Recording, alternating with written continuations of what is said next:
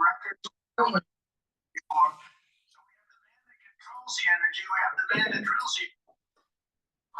Hello, this is Dr. Paul Cottrell, and I'm doing a late night recording. It's the Asian session. We're going to just do a live stream with YouTube tonight, not with YouTube and Rumble. I will open up the X Spaces for anyone that wants to listen or to do a call-in. I'll do that shortly here. Thank you for joining. I appreciate it. Please help support my work by making sure you subscribe to all my channels. I have 4 channels on YouTube: Brighteon, Bitchute, and Rumble. Please make sure you subscribe to all 7 channels. Extremely important. Trust me on this. Also follow me on X. I have 2 channels on X and 1 on GETTR. So follow me there to get notifications of certain things that I need to communicate with you when things happen. So while I give the X Spaces open, I'm gonna go back to live now. I know he's going to be. Thanks a lot, Chris. If we can bring energy down, everything's coming down. You know, the eggs are coming down and the bacon's coming.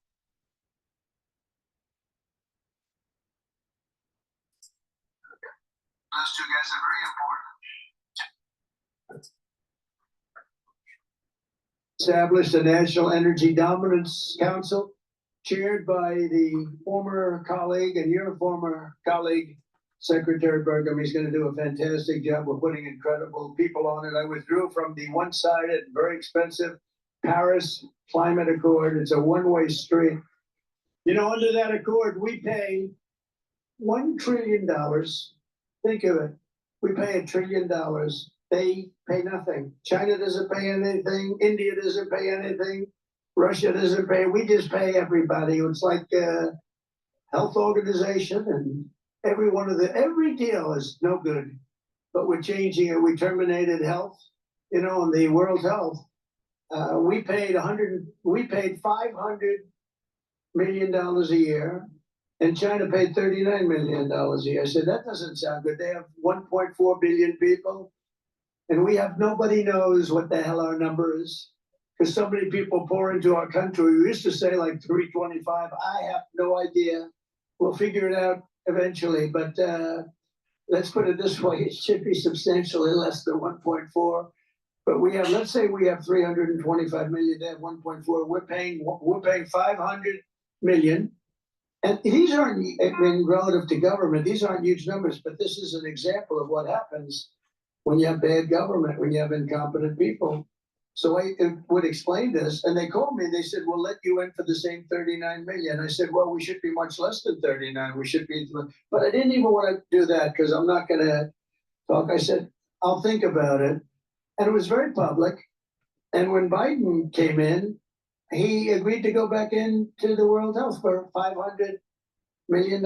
He could have gotten, I mean, it's a lot of money. You could have gotten it for 39 million, Joe. That's why you're not president any longer, I guess. I could have had it for 39. They were still there. It was very public. But he took the 500 million instead, because he never laid in bed at night sweating, tossing and turning like half of these governors. Not all of them, probably. But half of them is sweating. How are we going to do a great job? He never did that. But that's just a case study in, you know, how not to run. Because, you know, if we had people at that level that would have negotiated. I bought a plane.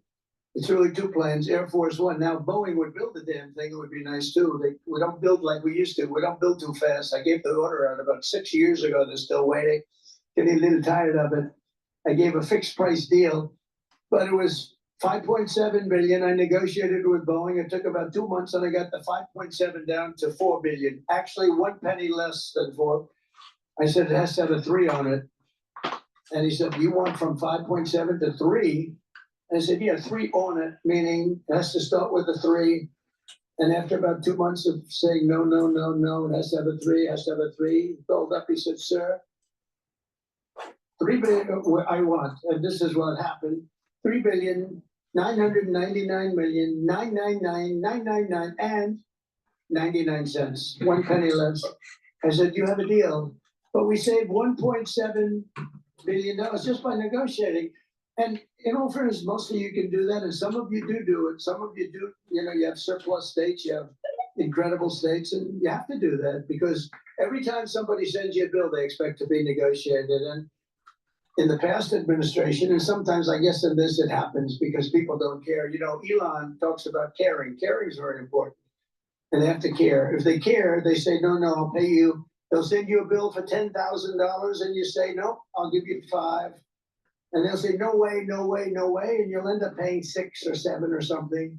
But all you have to do is care a little bit and try and get it down. And literally every contract, I think there's not a contract that's sent in government that I couldn't come and that many of you couldn't cut and cut very substantially. And boy, what a difference it would make for the government. I terminated the Green New Scam, one of the great scams in the history of our country. I canceled Joe Biden's insane electric vehicle mandate, saving our auto industry from destruction. That was an easy one.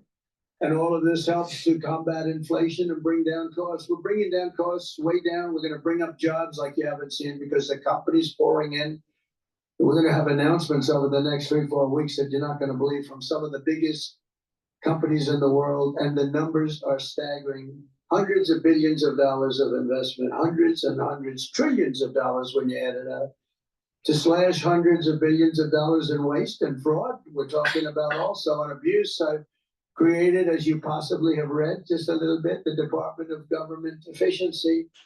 And here are just some of the things that we paid and we've stopped and we've gotten the money back. $520 million for a consultant to do ESG, that's environmental, social, and governance investments in Africa. $525 million.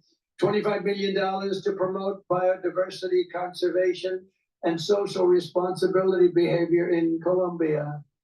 $40 million to improve the social and economic inclusion of sedentary migrants. Nobody even knows what the hell it means.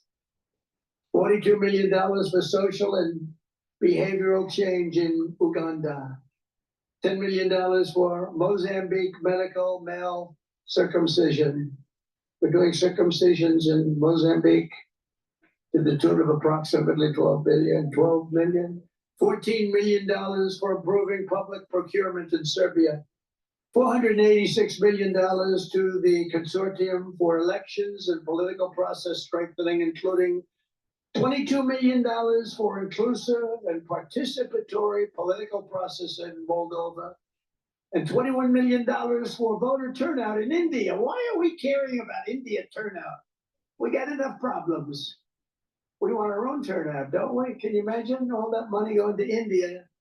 I wonder what they think when they get it. Now, it's a kickback scheme. It's not like they get it and they spend. They kick it back to the people that send it, I would say, in many cases. Many of these cases, anytime you have no idea what we're talking about, that means there's a kickback. Because nobody has any idea what's going on there. $29 million to strengthen the political landscape in Bangladesh.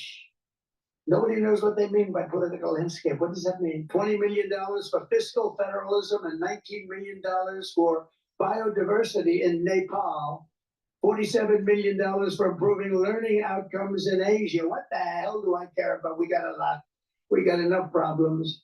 And all of this is terminated. We terminated this stuff and we're on the track. And by the way, so many others I could read all night long, but so many were so terrible, and some were actually disgusting. And I know you're eating your dinner, so I didn't want to do that. But we're draining the swamp. And one of them was $100 million for condoms for Hamas. You heard about that. 50 and 50. It's 50 million, and then they decided they needed more condoms, so they sent another 50 million. So it's 100 million condoms for Hamas. But now that's the good stuff. Here's even worse. Social Security. As you know, generally speaking, people don't live to be over 100 years old. We all will, I think 120, 130, hopefully. But, you hate when you get near that number. It's like, let's hope we can live to length like this. But here's what we're finding and what we found. And these were all found by these computer geniuses. I asked Elon, what trait do these have? They started off with 12 guys, and they had 30 guys, and they had 57 guys. Now they have over 100 guys, and he attracts very young people with high IQs, you know. Some people attract very beautiful people. I think I like them better, actually. But he attracts young people that are brilliant, and they love the country too. But I said, what trait do they really have? And the trait that they really have was that they're extraordinary with computers. They can take them. He said they make love to their computer. I said, I don't want to hear about that. Doesn't sound good. So they can take apart the most complex computer instruments and literally put them back blindfolded. So when they go into some guy that's ripping off the country by doing some of the things. Why did the feed drop?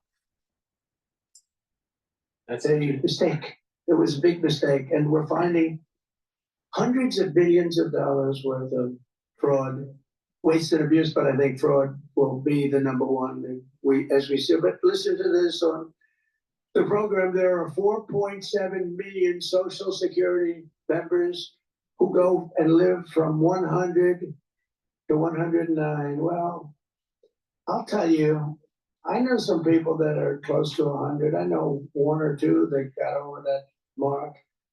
But you don't have millions. 3.6 million people from age 110 to age 119.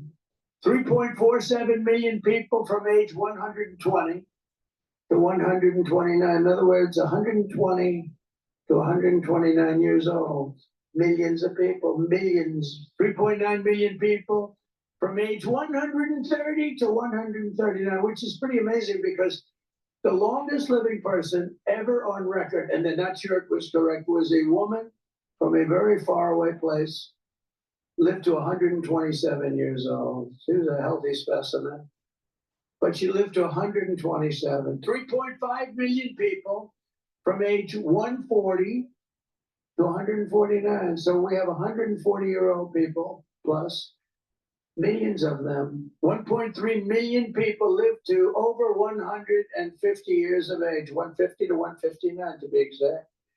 Over 130,000 people over the age of 160 years old, including 1,039 people between the ages of 220 to 229. And we're going to be investigating this fraud. Actually, we had one person who was 361 years old. And what we're doing now is we're finding how many of these people were paid. So we have millions of people, could be well over 100 million people in our Social Security rolls. So the good news is when we take them off, whether they were paid or not, it looks like our Social Security could be really solid. It could be a lot better than we thought, if you think about it. And I'm going to do something. I'm actually going on this one. You know, all my life I've heard about Fort Knox. That's where the gold is kept, right? I heard Fort Knox. Oh, but you know, we're getting a little bit shaky. We're getting the yips on this stuff. Like, I want to find out. So we're going to open up the doors. I'm going to see if we have gold there. We want to find out. Did anybody steal the gold in Fort Knox? It's a pretty amazing place. But I'm going to actually go. We're going to open the doors. We're going to inspect Fort Knox. We want to make sure that we actually have, you know, 400 tons of gold or whatever the hell it is. It's a lot of gold. I don't want to open it and the cupboards are bare. Could happen. If you look at some of the things, oh, by the way, wait till we go into the education department. We haven't even done that. So we could find as much as $1.5 trillion worth of waste, fraud, and abuse. If we do that, we can balance budgets. We can do a lot of other things, especially when you couple it with the massive amounts of tariffs that are coming in already. You know, just please go to my store, the-studio-reykjavik.com. Help support my work and help support your health. It's a win-win situation by getting the great products that I have. Please go to my store and get the lavender structural nano silver soap. I also have in new packaging the peppermint structural nano silver soap. And in the old packaging, I have the charcoal tea tree structural nano silver soap and the lemongrass version. Please go to my store, get a couple bars of this, help support my work and help support your health. Use discount 5 and you get $5 off. Also, please go to my store and get the toothpaste. This is a very high quality toothpaste. It's fluoride free. It has structural nano silver. It'll whiten your teeth freshen your breath, reduce the inflammation in your gum line, and help with oral hygiene. When you have good oral hygiene, you're gonna help reduce the chances of valvular disease or vascular disease. Please go to my store, the-studio-reykjavik.com. Get a few tubes of this toothpaste for your household. It is the best toothpaste that you're going to be able to get. It's extremely high quality. Yes, it's more expensive, but there's a reason, because it is the best toothpaste that you can buy. So please get a few tubes of this toothpaste. Help support my work and help support your health. Use discount 5 and you get $5 off any order.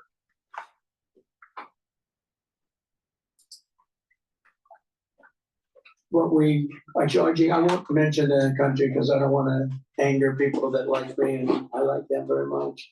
But we're finding at least $60 billion a year in one country alone, and I haven't even started. It's just a very small portion that I've been, attached to them. So I got a call from Congress. They said, a lot of money is coming in from these tariffs, and they're starting to change their whole thing. So if you can add the tariffs, and this is numbers that I don't want to say it because then they'll say he didn't produce, but you could wipe out your income tax. You could maybe not even have an income tax system when this thing works out.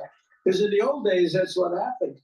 Our country was the richest ever from 1870 to 1913. That's when we were actually the richest, and we were a full tariff country. McKinley, and by the way, I just renamed Mount McKinley. I hope you're happy about that. But McKinley was the president. He was a tariff guy, and he believed that countries should not be allowed to come in and plunder. He had beautiful language on tariffs: plunder our wealth, plunder our jobs, steal our companies, and take our money without paying a very fair price. And he said, and that price should be more than fair. It should be high, because what they do is they hurt our country. For the ones that are watching the live stream on YouTube, please join X Spaces if you have a question. Just request the mic, or if you have a comment about the news today, just request the mic and I will put you on the air live. For the ones that are in X Spaces, thank you for joining. And we became very rich. He was assassinated. And as you know, Roosevelt took over, Teddy, and he spent money on parks and on dams and on everything. But he really spent a lot of the money. McKinley never got the credit, but he spent a lot of the money that McKinley made. But it was the richest we ever were in the 1800s, early 1900s. And then in 1913, we went to the income tax system. And to be honest, we did fine, but we were never like we were. They formed the Tariff Commission of 1887. And it was a commission of people like you, blue bloods. Are you blue bloods? A couple, and about 3 of them over here. But blue bloods. But it was a commission, and it was set up for the sole purpose of, we have so much money. This is in the United States. We don't know. We had no debt. We had no nothing. We had massive amounts of money. The commission was set up to determine where we should spend our money. Where do we spend it? That's so much. Can you imagine? Wouldn't that be nice? Now look at what they're doing, but this is money we have to borrow when they're doing it. But we're going to find out that this money went to people and it got kicked back. You're going to find out a lot of that, but we'll catch it all.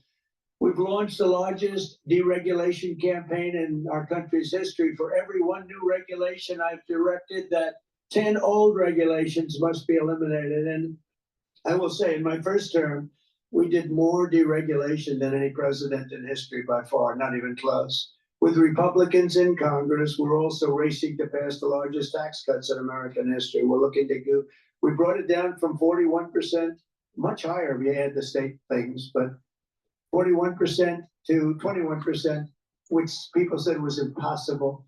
And now I'm trying to bring it down to 15%. So to go from 21 to 15, but only if you make your product in the United States of America. Otherwise, you pay 21%. That'll be great to protect American auto workers. Lisa, I answered your question in the text, so just read the answer. way, they're going to be one of the biggest beneficiaries of what we're doing with tariffs, because they just stopped two big auto plants in the middle of construction from being built in Mexico, because they see, when I got elected, they saw, oh, this is going to be a problem for us because we have big tariffs going on, and we have tariffs going on autos, and they don't have to pay any tariffs. There is no tariff. All you have to do is build your plant in the United States. They were building plants in Mexico right opposite the border. They're making them in Mexico. They're selling them into the United States with virtually no tax. And they're killing all our, Detroit, all these places are being killed. Now it's the exact opposite. And by the way, Canada was a big participant in that too. And I think Canada, they're going to have to pay tariffs on automobiles, lumber, and oil and gas, et cetera, et cetera. And they get 95% of their product from the United States. I think they have to become the 51st state. And you heard the people booing the national anthem, but I think ultimately they'll be praising the national anthem. We'll have to work out some deal with it, because I do like the "O Canada," right? It's a beautiful thing. I think we're going to have to keep it for the 51st state. I called him Governor Trudeau. I said, Governor Trudeau's doing a wonderful job. I think it's actually cost him his election, if you want to know the truth. But we're gonna see about that. We're looking at Greenland, and we have to take back the Panama Canal, because that wasn't the deal. We gave the Panama Canal to Panama. It was the most expensive thing ever built in our country. It'd be the equivalent of $2 trillion today. We spend massive amounts. We lost 38,000 lives from the mosquito and snakes. A lot of bad snake bites, but mostly the mosquitoes, the malaria. They killed. That was another bad policy from the Carter administration, giving that up. Please go to my store, the-studio-reykjavik.com, and get the structural nanosilver. You can get it in the tube form or in this dispenser form. Have it at home or at work. You never know when you need it. It's a dual purpose product. You can use it for skincare. You can use it for after shaving. If someone's sick around you, put it on your hands, around your eyes, around your ears, around your nose, around your mouth. Lightly coat your nostrils. It stays active for 5.5 hours. It's a dual purpose product. Please go to my store, the-studio-reykjavik.com. Use discount 5 on any order, and you get $5. You get $5 off. I have 2 great probiotics. One in a powdered form, another in a veggie cap form. Whichever way you want to take it, take these every day. Improve your gut biome. Your digestion will improve. Your immune system will improve. You're going to improve your mental clarity. Your sleep will improve. Not just that, there is evidence to suggest that a bad gut biome and certain microbes can cause early onset of dementia. So you want to have a healthy gut. Please go to my store, the-studio-reykjavik.com, and get these very high quality probiotics, either in the powdered form or in the veggie cap form. I prefer the powdered form because I mix it with all the different powders that I take for lunch. But it's really important to have a good gut biome. You'll also notice that your hair, your nails, and your skin will improve. And lastly, take this multivitamin. It's a very high quality multivitamin that's easy to digest. It's important to take a multivitamin because you get the minerals and the essential vitamins that you need for proper enzymatic activity. Your enzymes have docking areas where it uses cofactors to change its conformation so it can act as an enzyme and do its cellular processes at a higher efficiency. So it's very important to take a multivitamin every day. This should be part of your daily routine, but then you add stuff to it. All right. But please get a good multivitamin. The one I have on my store, the-studio-reykjavik.com, is easy to digest, and you get the multivitamins that you need that are essential for these enzymatic activities. All right. Then you add to it, and then you're boosting up your immune system and your slowing down the aging process. You follow my protocol, you're going to get healthier.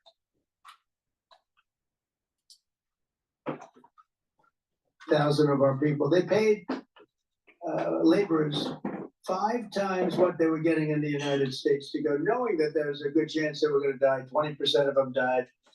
And Jimmy Carter, may he rest in peace, the late great Jimmy Carter, gave it away for $1.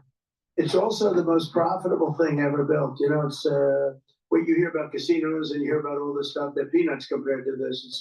It's the most profitable thing ever built.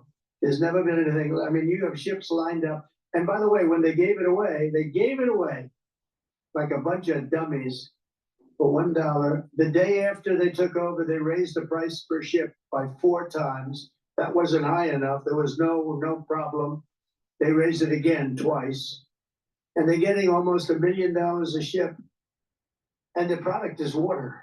It's Pacific and Atlantic where they meet, and one is about 18 feet higher than the other, which a lot of people don't know. Actually, it's one of the great marvels of the world. Well, we built it, and we're not going to let, because China has essentially taken it over. We're not going to let that happen. China knows it, and so does Panama. To protect American workers and bring billions of dollars into our treasury, we're in the process of imposing reciprocal tariffs on any nation that tries to cheat us or steal our jobs. So India, as an example, has very, very high tariffs. And I was going to impose a flat tariff, but that wouldn't really do the trick because some of the countries have really high tariffs. So it really works out much better. Nobody can even fight it. Whatever they charge us, we charge them. So if they're at 25%, we are 25. If they're at 75, we're at 7. Whatever they charge us. And it was very interesting. The European Union, you know, we were 2.5% for cars. European Union was much higher. They just reduced their tariffs on cars to 2.5 to be reciprocal with us. So that's just an early sign. But I think that's going to happen. And then some will want to fight us a little bit, but it doesn't matter. They're reciprocal. And even the press says, oh, I see. Well, they don't fight us. You know, if I put a flat tariff on like 25, 30%, even if it was lower than we would have gotten, if we put a flat tariff on, the press would have gone crazy. Well, that's terrible.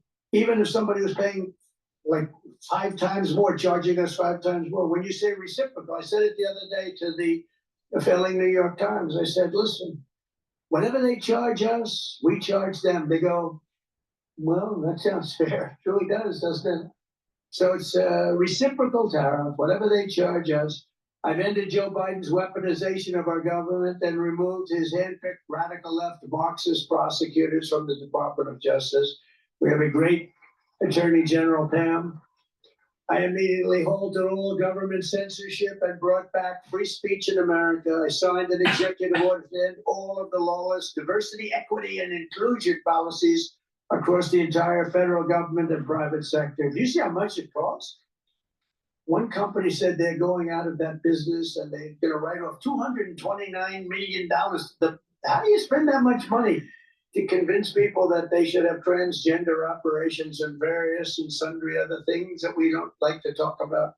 It's crazy the amount of money it was almost like just a mind blower what they were doing. It was terrible and all over. And by the way, our military is now free of that. Anybody that even tries it, they're gone. I signed really historic orders to get critical race theory and transgender ideology out of the schools and out of our military. It's all going out. It's no longer. And I heard men are still playing in Maine. Is anybody here from Maine? Who is that? Is that the governor? That's, well, I hate to tell you this, but we're not going to give them any federal money. They are still saying we want men to play in women's sports, and I cannot believe that they're doing that. They are, let's find out who that guy is that raised his hand. Maybe she's kidding, but so we're not going to give them any federal funding, none whatsoever, until they clean that up. And the other one, we have a fight with one news organization, AP, a radical left organization, treats us all very badly. And they refuse to acknowledge that the Gulf, former of Mexico, is now called the Gulf of America. So we just hold them, we're holding them we're holding them out of any news conferences, or now I'm sure they'll get sued and maybe they'll win, doesn't matter. It's just something that we feel strongly about now. And I said we changed Mount McKinley. Nobody's fighting that. You're allowed to do it. Well, we're allowed to do. And most of the shoreline is, 85% of it is on our soil. But I thought it would be appropriate. I never understood quite the Gulf of Mexico when it really covers us far more. And I think Doug is a big believer in what we did, the Gulf of America. So we're having a little dispute, but only one. But Google Maps has already changed. Almost everybody's already changed. It's called the Gulf of America. And earlier this month, I signed an order banning men from women's sports. And that's why when somebody wants to do that, and even the NCAA has already complied, and they have sent us a letter, they have fully complied with that. I also proudly banned the use of puberty blockers, hormone injections, you believe this? And other chemical and surgical mutilations of all minor youth. Do you believe you have to say that, man? It's terrible. Who would believe that we're talking about even these things? Men playing in 10 years ago, 15 years ago, could you imagine? People would say, is he crazy talking about this? And they're still fighting us, but let them fight. As I said, we're going to make universal school choice a very big, strong thing, school choice. And we're working very, very hard to send these schools and education back to the states where they can be properly run. In other words, this really affects the people in this room, but you're going to be running your schools, and who can do worse? Look, they rate them in the top 40. So we just came out with one that we were number 40, but we were number 1 in cost per pupil. And I mean, I know a lot of the governors in this room, you run a great state and you'll do great with education at a much lower price. We're going to give you whatever you need, but at a much lower price. We have people in Washington, D.C. that, in all fairness, in many cases, don't give a damn about your pupils or your students or your states. And they're running everything, and they're running it into the ground. So it came out, we're last in education, but first in cost per pupil. Norway, Denmark, Sweden, I have to tell you, China, and a few others are always in the top 5. And I really believe that 35 or 36 states, and all of you are here, almost all of you here representing those states, I think you're going to have education that's every bit as good as Norway and Denmark and Sweden and all of them. And then we'll have some laggards, and you know who the laggards are going to be. You just have to look at everything else. But in everything we do, we're putting America first, because the Republican Party is now known as the party of common sense. It's a party of common sense, very important. I think it's a very important phrase for you to use. It's all about common sense. We're conservative, and we're a lot of things, but most important thing is we have to use common sense. Thanks in part to the hard work of the people in this room, we're forging a new political majority that is shattering and replacing Franklin Roosevelt's New Deal coalition, which dominated American politics for nearly 100 years. Under our leadership, the Republican Party has become the proud voice of hardworking citizens of every race, religion, color, and creed. We are a much bigger, much more powerful party. Now is the time for us all to press forward, think big, be bold, and deliver the once-in-a-lifetime reforms our citizens need and really deserve. They've gone through hell for 4 years. Some of them don't even know it. They've just been led down a path. They don't even know what they've gone through. As one team, we can make our borders stronger, our communities safer, our schools better, our families happier, our citizens wealthier, and our country freer, freer, freer, and more exceptional than ever before. We will work together, and we will absolutely, without question, make America great again. God bless you all, and do a great job, and go home and watch the hockey game. It should be interesting. Thank you all very much. Thank you very much. Thank you. Thank you. Thank you, Brian. Thank you. Please go to my store, the-studio-reykjavik.com. Get the digestive enzyme complex. Reduce the load on your pancreas. When you get older, your pancreas doesn't perform as well. Taking the digestive enzyme complex will allow you to break up, digest carbohydrates, proteins, and lipids, and reduce that load on that pancreas. If you're an athlete, young or older, take the digestive enzyme complex to break up your pre or post-workout fueling. please go to my store, the-studio-reykjavik.com. Get the B complex. The B complex helps to improve the health of your mitochondria. The first 4 vitamin Bs are to help to support the electron transport chain. That boosts up your ATP, so you'll have more energy. Vitamin B complex also helps with cellular metabolism.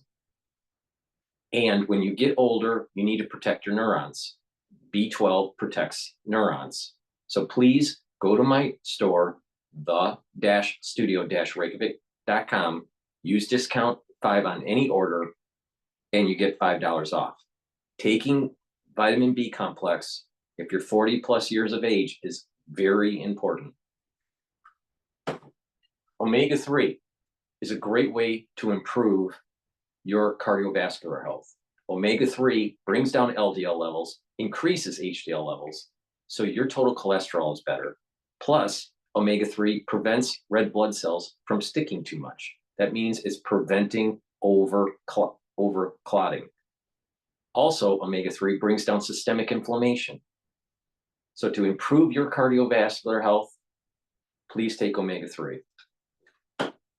Vitamin C, you should be taking every day.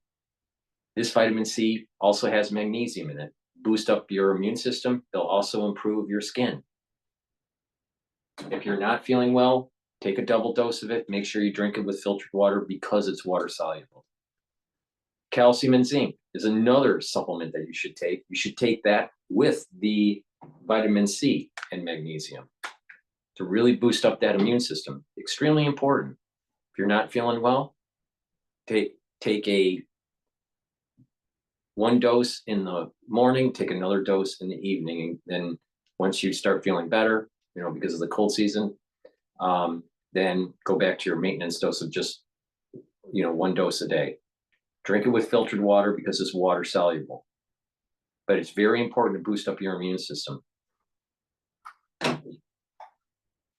All right, now I want to pivot to the Asian financial news on CNBC. In trade, even though the earnings came out at the midday and it went up 2%. So we're making back some of those losses, up 2.5%, and renewable profits of 693 million. That is up over 100% year over year for the third quarter. It's fiscal Q3. So we're looking at Lenovo shares here at 12.10 last traded. A very strong showing in the Hong Kong market. Let's see how it's translating over in China. Let's get back to Stan. We're seeing the Baba effect on the mainland this morning. If you look at big data index, it's up 2%. Computer index for the cloud up 2%. AI up 1.2%. So it is a nice day for some of the tech plays over in China as we very much feel the spillover effect from what we've heard out of Alibaba. No doubt investors seem to be piling into this space and continuing to do so off the back of the nice run-up we had already seen off the back of the DeepSeek breakthrough and, of course, President Xi Jinping's symposium earlier this week. This just seems to be more emphasis and more reason to continue to see more upside, certainly for this sector. So that is why we are seeing perhaps the tech-heavy Shenzhen comp up 0.3%, and the Nasdaq style Chinex up 0.5% this morning. One thing, of course, we are keeping tabs on is what the Chinese leadership has been saying about consumption and efforts to boost that. We've got no details yet, but certainly the communication and the messaging coming from the authorities over there seems to be that they are very much focusing on this. This is going to be continuing to be a top priority for them, particularly now that there is perhaps even more reason, more impetus, given, of course, Trump's trade tariffs. No doubt they need to insulate the economy and they need to get that consumption going in order to do that on the demand side, given the disinflationary pressures that we've seen. So we have got Chinese currency firming up again this morning, 7.25. This had been largely the strength that we'd seen in the back end of in the last session yesterday, fueled by some of the dangling of hopes of a possible trade deal with the US. But we are, of course, waiting to see if there will indeed be a meeting between the presidents and whether they can hammer out a deal. Let's bring in Wok Hoi, who is the CIO of APS Asset Management, joining us around the desk here at the SGX this morning. Very good morning to you. Good morning. Let's start with Alibaba. Sure. What do you think? I mean, some really positive headlines have already been driving the share price higher since the Chinese Lunar New Year. No doubt this is further confirmation of that. Can it continue that? Firstly, Alibaba has invested tens of billions of dollars in the cloud, but it's not made a profit. But with the success of DeepSeek's R1 model, I think from this year onwards, not just Alibaba's cloud, but many other cloud companies will start to make profits. So if Alibaba can indeed make good ROI on their investment in cloud, then maybe there's still some upside for the company. Yeah. What do you think of some of the signals that we've been getting this week from the Chinese leadership? I mean, President Xi holding a symposium with the private sector. I mean, no doubt the handshake with Jack Ma was symbolic of the fact that Alibaba has managed to transform itself from an e-commerce giant to an AI darling. And maybe that was sort of the bookend to that. But what about all the other language and communication we've heard about wanting to boost consumption, wanting to break down barriers for more foreign direct investment as well? That have been said and done so many times the last maybe 6 months. Yeah. I think that will continue because the Chinese economy is still sluggish. It needs higher consumption and other contributions from other areas. So Xi Jinping's President Xi's symposium with the entrepreneurs of China, I think there are two signals that he's trying to send to business people and investors. One is that the party and the government are not anti-capitalism, not anti-business, not anti-tycoons, including Jack Ma and so on. The other signal is probably a little more subtle. Is that his handshake with Liang Wenfeng was the longest, which then suggests to me that he wants, the tech companies to be more innovative and therefore make larger contributions to China's economic growth from here. Time now? You think to bring back the anti-IPO, you think that would be the third signal to the market that he means business, anti-IPO, coming back? I think this is one of the many things that I think the government will do to bring back confidence. Because for a long time, there is this nagging suspicion that President Xi is trying to steer China back to the old Maoism days or Marxism, this time without the Chinese characteristics, right? Which is, I think, frightened a lot of business people. I suppose it's the subtleties, to your point about the handshakes that speak the loudest with regards to, reading into some of that body language. But what do you make of this whole boosting consumption drive? Because as you say, you could see that headline 6 months ago, 1 year ago, even 2 years ago, arguably. But what is different this time? I mean, do you really believe that they could have something up their sleeve sort of more meaningful than just a sort of trade-in consumption? See, there's only so much they can do with this trade-in program to boost consumption, right? You can't do it forever. So the government hopes that with this program, consumption will improve and therefore will benefit some industries like household appliance manufacturers, handset manufacturers, and so on. But I think probably the most significant event in the last few months is the emergence of DeepSeek. I think it will... More like last few weeks. A month. Yeah, absolutely. Just a month. The mood in China has changed from one of almost despair and hopelessness to now hope and optimism. It's very psychological, isn't it, for the Chinese markets? But, we were just speaking to an investor who sits in North America who seems to be convinced of what is going on here. And there's some say it is different this time around, but others are a bit on the fence. They're still not buying the whole stimulus thing, and they're also still worried about the disinflationary pressures and the deep structural issues that China has to sort out. I think some of the issues are real, like for instance, the real estate meltdown, right? But it will not last forever, in my view. And to your point, actually, we had a guest in here yesterday who actually said GDP sans real estate still looks okay. Because the sector has shrunk the last 3 years. So as the percentage of GDP is much smaller than it was 2 years ago. But from 2026 onwards, the output from the high-tech sectors. I want to go to live now. They're talking about the IDF saying that the body return isn't the mother. So there seems to be some discrepancy of the identity of the dead body that was returned to the IDF. And Ben, thanks for being with us here. This was already going to be an extremely difficult and tragic day for the Israeli body politic. It's been more than 500 days since the remaining hostages have been in Hamas captivity.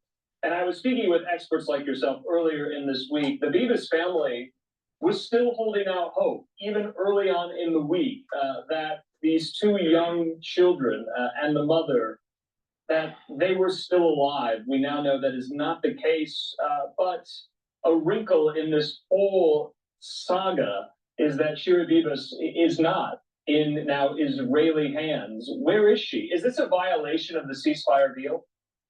It's absolutely a violation of the ceasefire deal. It is, as the Israelis say, a very serious one. I would add that it is absolutely grotesque as well. They have clearly sent back an anonymous body, a body that can't be identified. Now, what that says to me is that is two things. Firstly, that Hamas lied about what happened to this family. They claimed that the Bibas family were killed in an Israeli airstrike. What the forensic exam at the Abu Kabir Center in Israel has revealed, to quote them, these two children, these two small, beautiful children, were brutally murdered by their captors. And now they've returned, those bodies have been returned, but nobody knows where their mother is. And that suggests as well that the two boys were separated from their mother at some point. And they may have died, all of them died in brutal, horrible circumstances separately. So this is going to be taken extremely seriously in Israel. So that leads me to the next question. I mean, what is Israel going to do now? I mean, are they considering options to halt the ceasefire deal? Because remember, 6 living hostages will be released on Saturday. I mean, they wouldn't do it before then. I mean, this is a true moral quandary, is it not? It's a huge moral quandary, Andrew, and I think you're right. I think the main leverage that Hamas has in this situation are these hostages. You know, as long as they hold hostages, they have leverage. Once there are no more hostages, then there's nothing really to stop Israel from going and pursuing its goal of eliminating this group. And I think these macabre games that they're playing, as we saw today with the twist around Shiri Bibas's fate, this is partly a tactic for them to drag out this situation and prevent a major renewed Israeli offensive. But I think as well, you know, Israel has been fighting a war on multiple fronts, not just in Gaza, but in Lebanon and in the West Bank. And in fact, today, this evening, Prime Minister Netanyahu confirmed that another 3 IDF battalions would be moved to the West Bank, particularly to the northern part of the West Bank, where you have clashes going on with Hamas and with other Iranian-backed groups. So the West Bank is hotting up.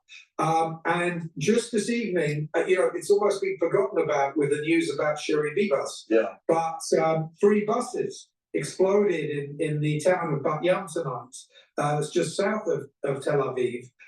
It was incredibly fortunate. These bombs went off prematurely. They were timed to go off at the height of rush hour tomorrow morning, which in Israeli time is just 3 or 4 hours from now. That's when they were timed to go off. So we could have had absolute carnage.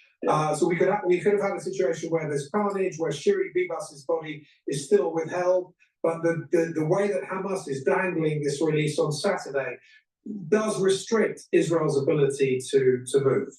Yeah, the prime minister there, his account on social media said, following the attempt to perpetrate a chain of mass bus bombings, Netanyahu has just completed a security assessment with the defense minister, the IDF chief of staff, the ISA director, and the Israel.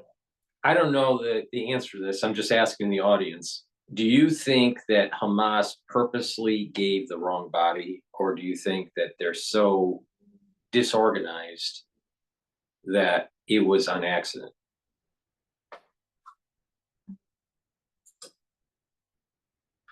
No injuries or fatalities in these bus bombings, but to your point, it did look like the bombs were placed before the buses went on their own routes tomorrow morning. It looks like this is some type of bus depot or bus garage, and you can see kind of the hollowed out shell of what's left of the buses after these explosions here. Right.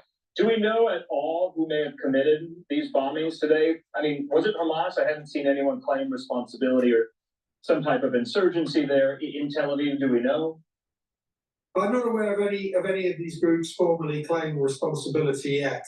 But if you look at what is going on in the West Bank right now, Hamas is directing a lot of this armed activity, to some extent Palestinian Islamic Jihad, which is an allied group as well. And the nature of these devices were IEDs. They were explosive devices with timers, and they are quite similar to devices that Palestinian terrorist groups have used before. I think also there was a degree of planning here, which suggests that this was an established group carrying out this attempted atrocity and not some improvised freelancer. So, Chris, you know, I see your text message, and maybe you're right. Do you think that the bombings are associated with the failure of giving the dead body, the correct dead body, to the IDF? Or do you think it's just totally unrelated? It can be located in the next 24 hours. Much of it will depend on how much effort Hamas is prepared to make to find out what happened here. And that's assuming that this was, you know, an honest mistake rather than something deliberate, which is a hell of an assumption to make. So I think any talk about phase two, I would confidently write that off, were it not for the fact that there are still 69 hostages there in Gaza, 33 of whom are still alive. Yeah. It's been a national imperative in Israel for nearly a year and a half to get them out. So I think that is going to be one of the key filters that Israel uses in trying to figure out what its next steps are here. Yeah, I think moral clarity is important in a conflict like this. And so I'm just going to say it. What Hamas did today was essentially hand Israel over an anonymous corpse. I mean, does Hamas even know who it was? Because it's not Shiri Bibas, according to the IDF. And they don't know where Shiri Bibas is, or maybe they do. It could be somebody that they plucked from the street. It could, in fact, have been one of the many dissenting Palestinians that Hamas has murdered over the last few months. A scandal that really hasn't had a huge amount of attention. But I think that what will really impact on Israelis here in terms of historical memory is, of course, you'll know, Andrew, that during the Nazi Holocaust, the spectacle of separating children from their parents on the train platforms at concentration camps was very common. There was a Nazi doctor, Josef Mengele, who carried out experiments on children and then brutally killed them. All those memories are now flooding back with the Bibas saga.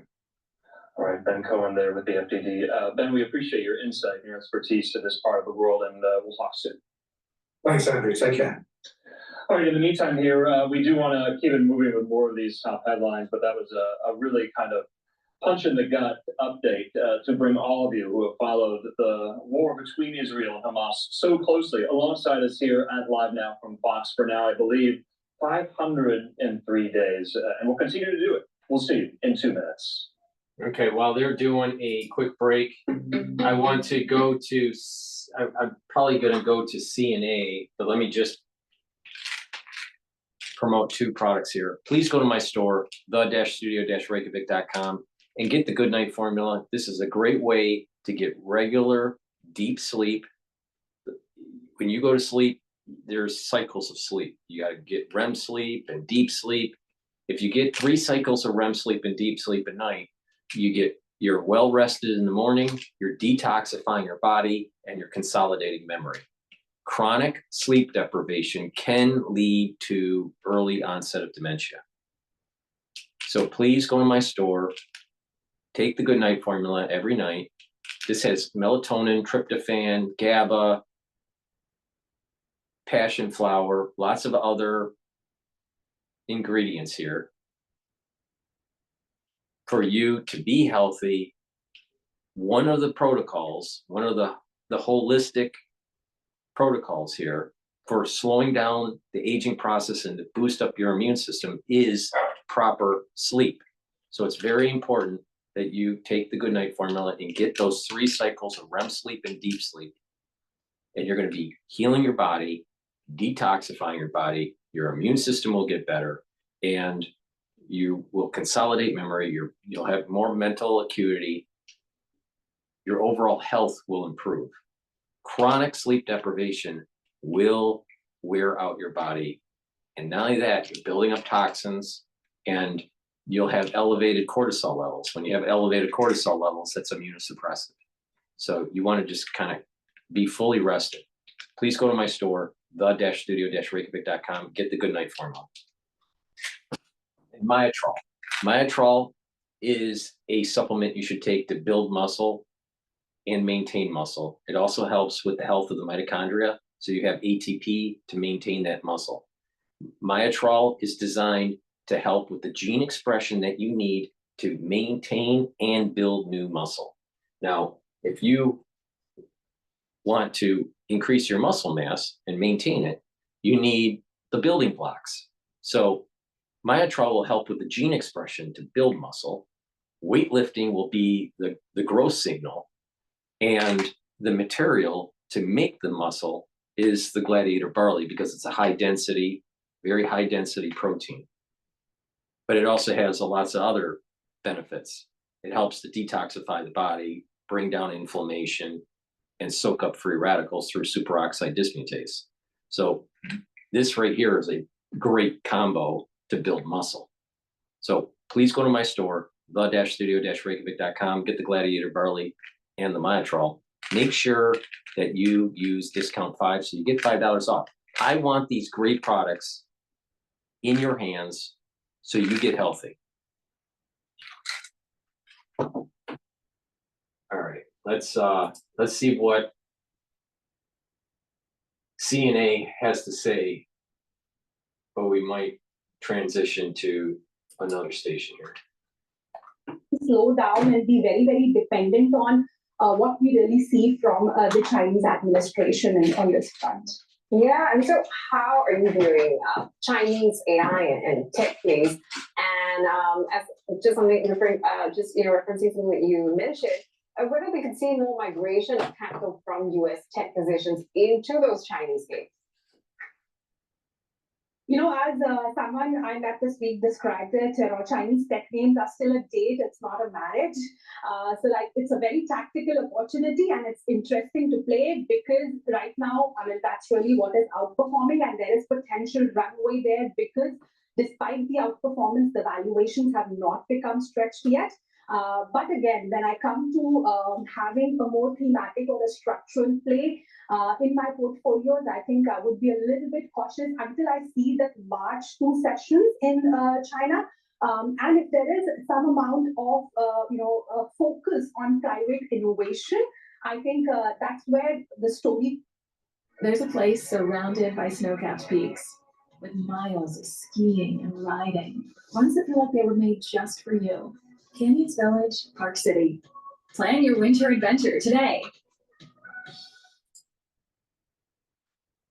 Trying to really get structurally more positive here. Okay, I'm going to shift back to live now. It looks like they're talking to some Transportation Secretary Sean Duffy in California today. He held a press conference at Los Angeles' Union Station regarding California's long-delayed and slow-moving high-speed rail project, which President Trump has criticized as, quote, the worst managed project he's ever seen. Well, our colleague, Fox Business correspondent Brady Trimble, caught up with Secretary Duffy on the sidelines of that press conference. We want to show you that. For the ones that are on X Spaces, you know, Chris asked the question, can you really trust the IDF's investigation with the bus bombings? And, you know, I'm not sure. You know, we have to be open-minded. You know, is this kind of like some sort of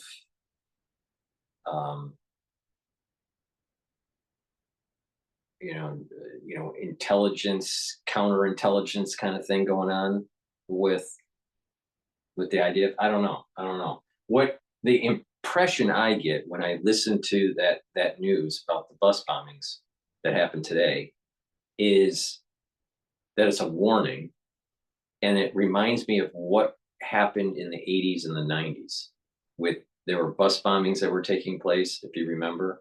If you're, you know, you know, for the ones that are watching, if you're old enough, you'll remember there were these bus bombings and also cafe bombings in Europe and in the Middle East, to, you know, create terror.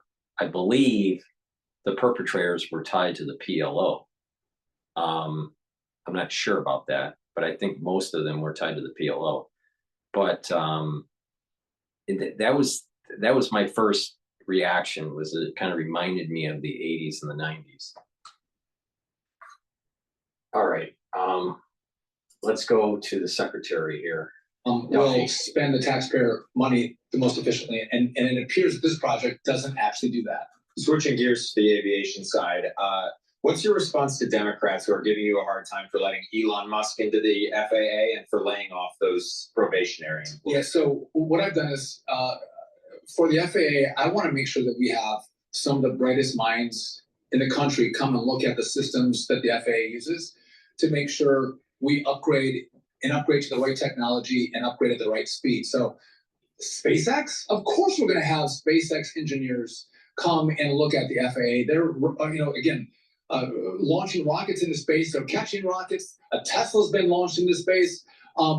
Bright minds there. I want to hear their opinions, but it's not just SpaceX. We're gonna we put a call out and ask all bright minds to come in and give us their thoughts and analysis. So people have reached out. We're gonna have more people come in. So it's going to be a montage of the greatest minds looking at our system and talking about what are the phase priorities that we should have at the FAA to upgrade our system and make sure that our air traffic controllers have the best technology in the world in their systems, and our airspace continues to be the safest airspace in the world. Can you give us a sense of what the technology looks like in those air traffic control towers for people who don't have the chance like yourself to visit them? So I'll give you 2 points. The FAA uses their own internet, right? SpaceX everyone uses the internet. They have their own internet and it doesn't work. It'll go out. So their screens might go down, or their communications might go down. So we have to upgrade their system so they can actually use the internet that everyone uses. I heard you say they're using floppy disks. Is that true? And they're using floppy disks. Start over.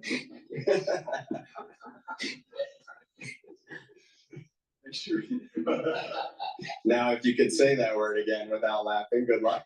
Yeah, so the FAA is using floppy disks to manage some of their systems. And again, some Gen Zers might not know what a floppy disk is, but if you're old enough, this is ancient technology. And so one of the things that's a huge problem is, think about a rotary phone. That is crazy that they're using floppies for their systems. I mean, that's so Commodore 64.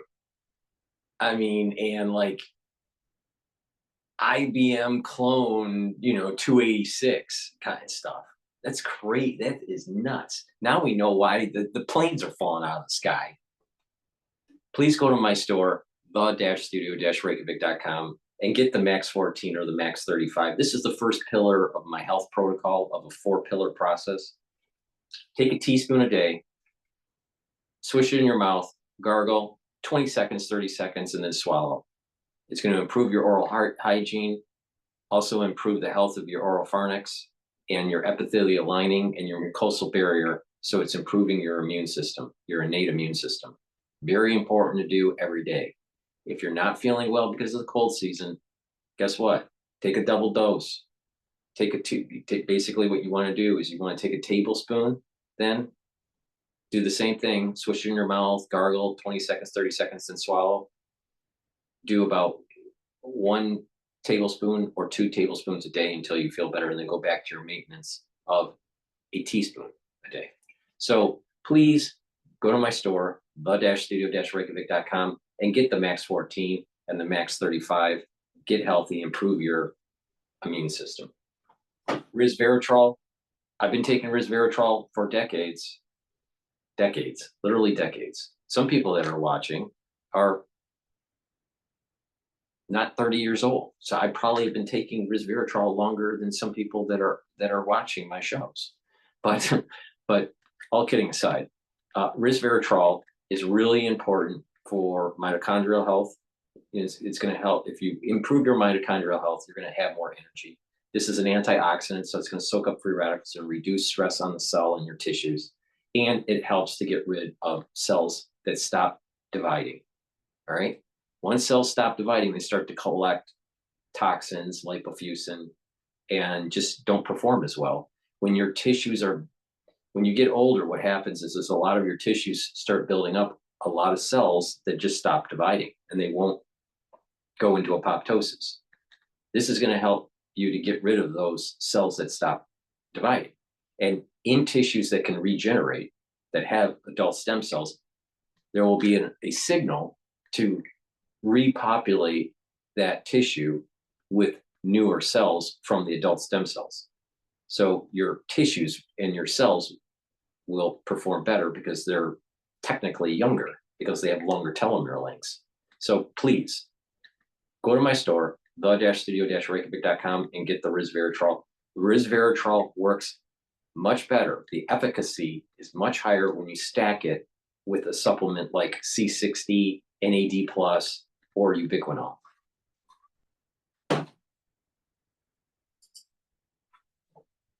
Rollers, cutting down the timeline in which the best scoring students to go into the academy get into the academy. They get priority, get the best teachers in place, and then get them into towers, get them trained up, get them certified.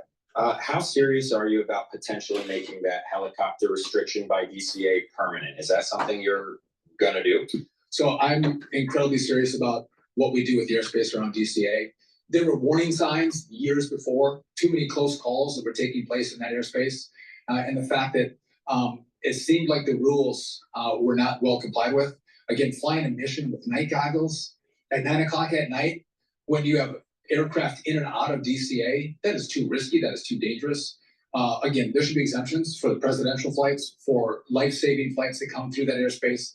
But there are 28 entities that fly through DCA airspace up and down the Potomac.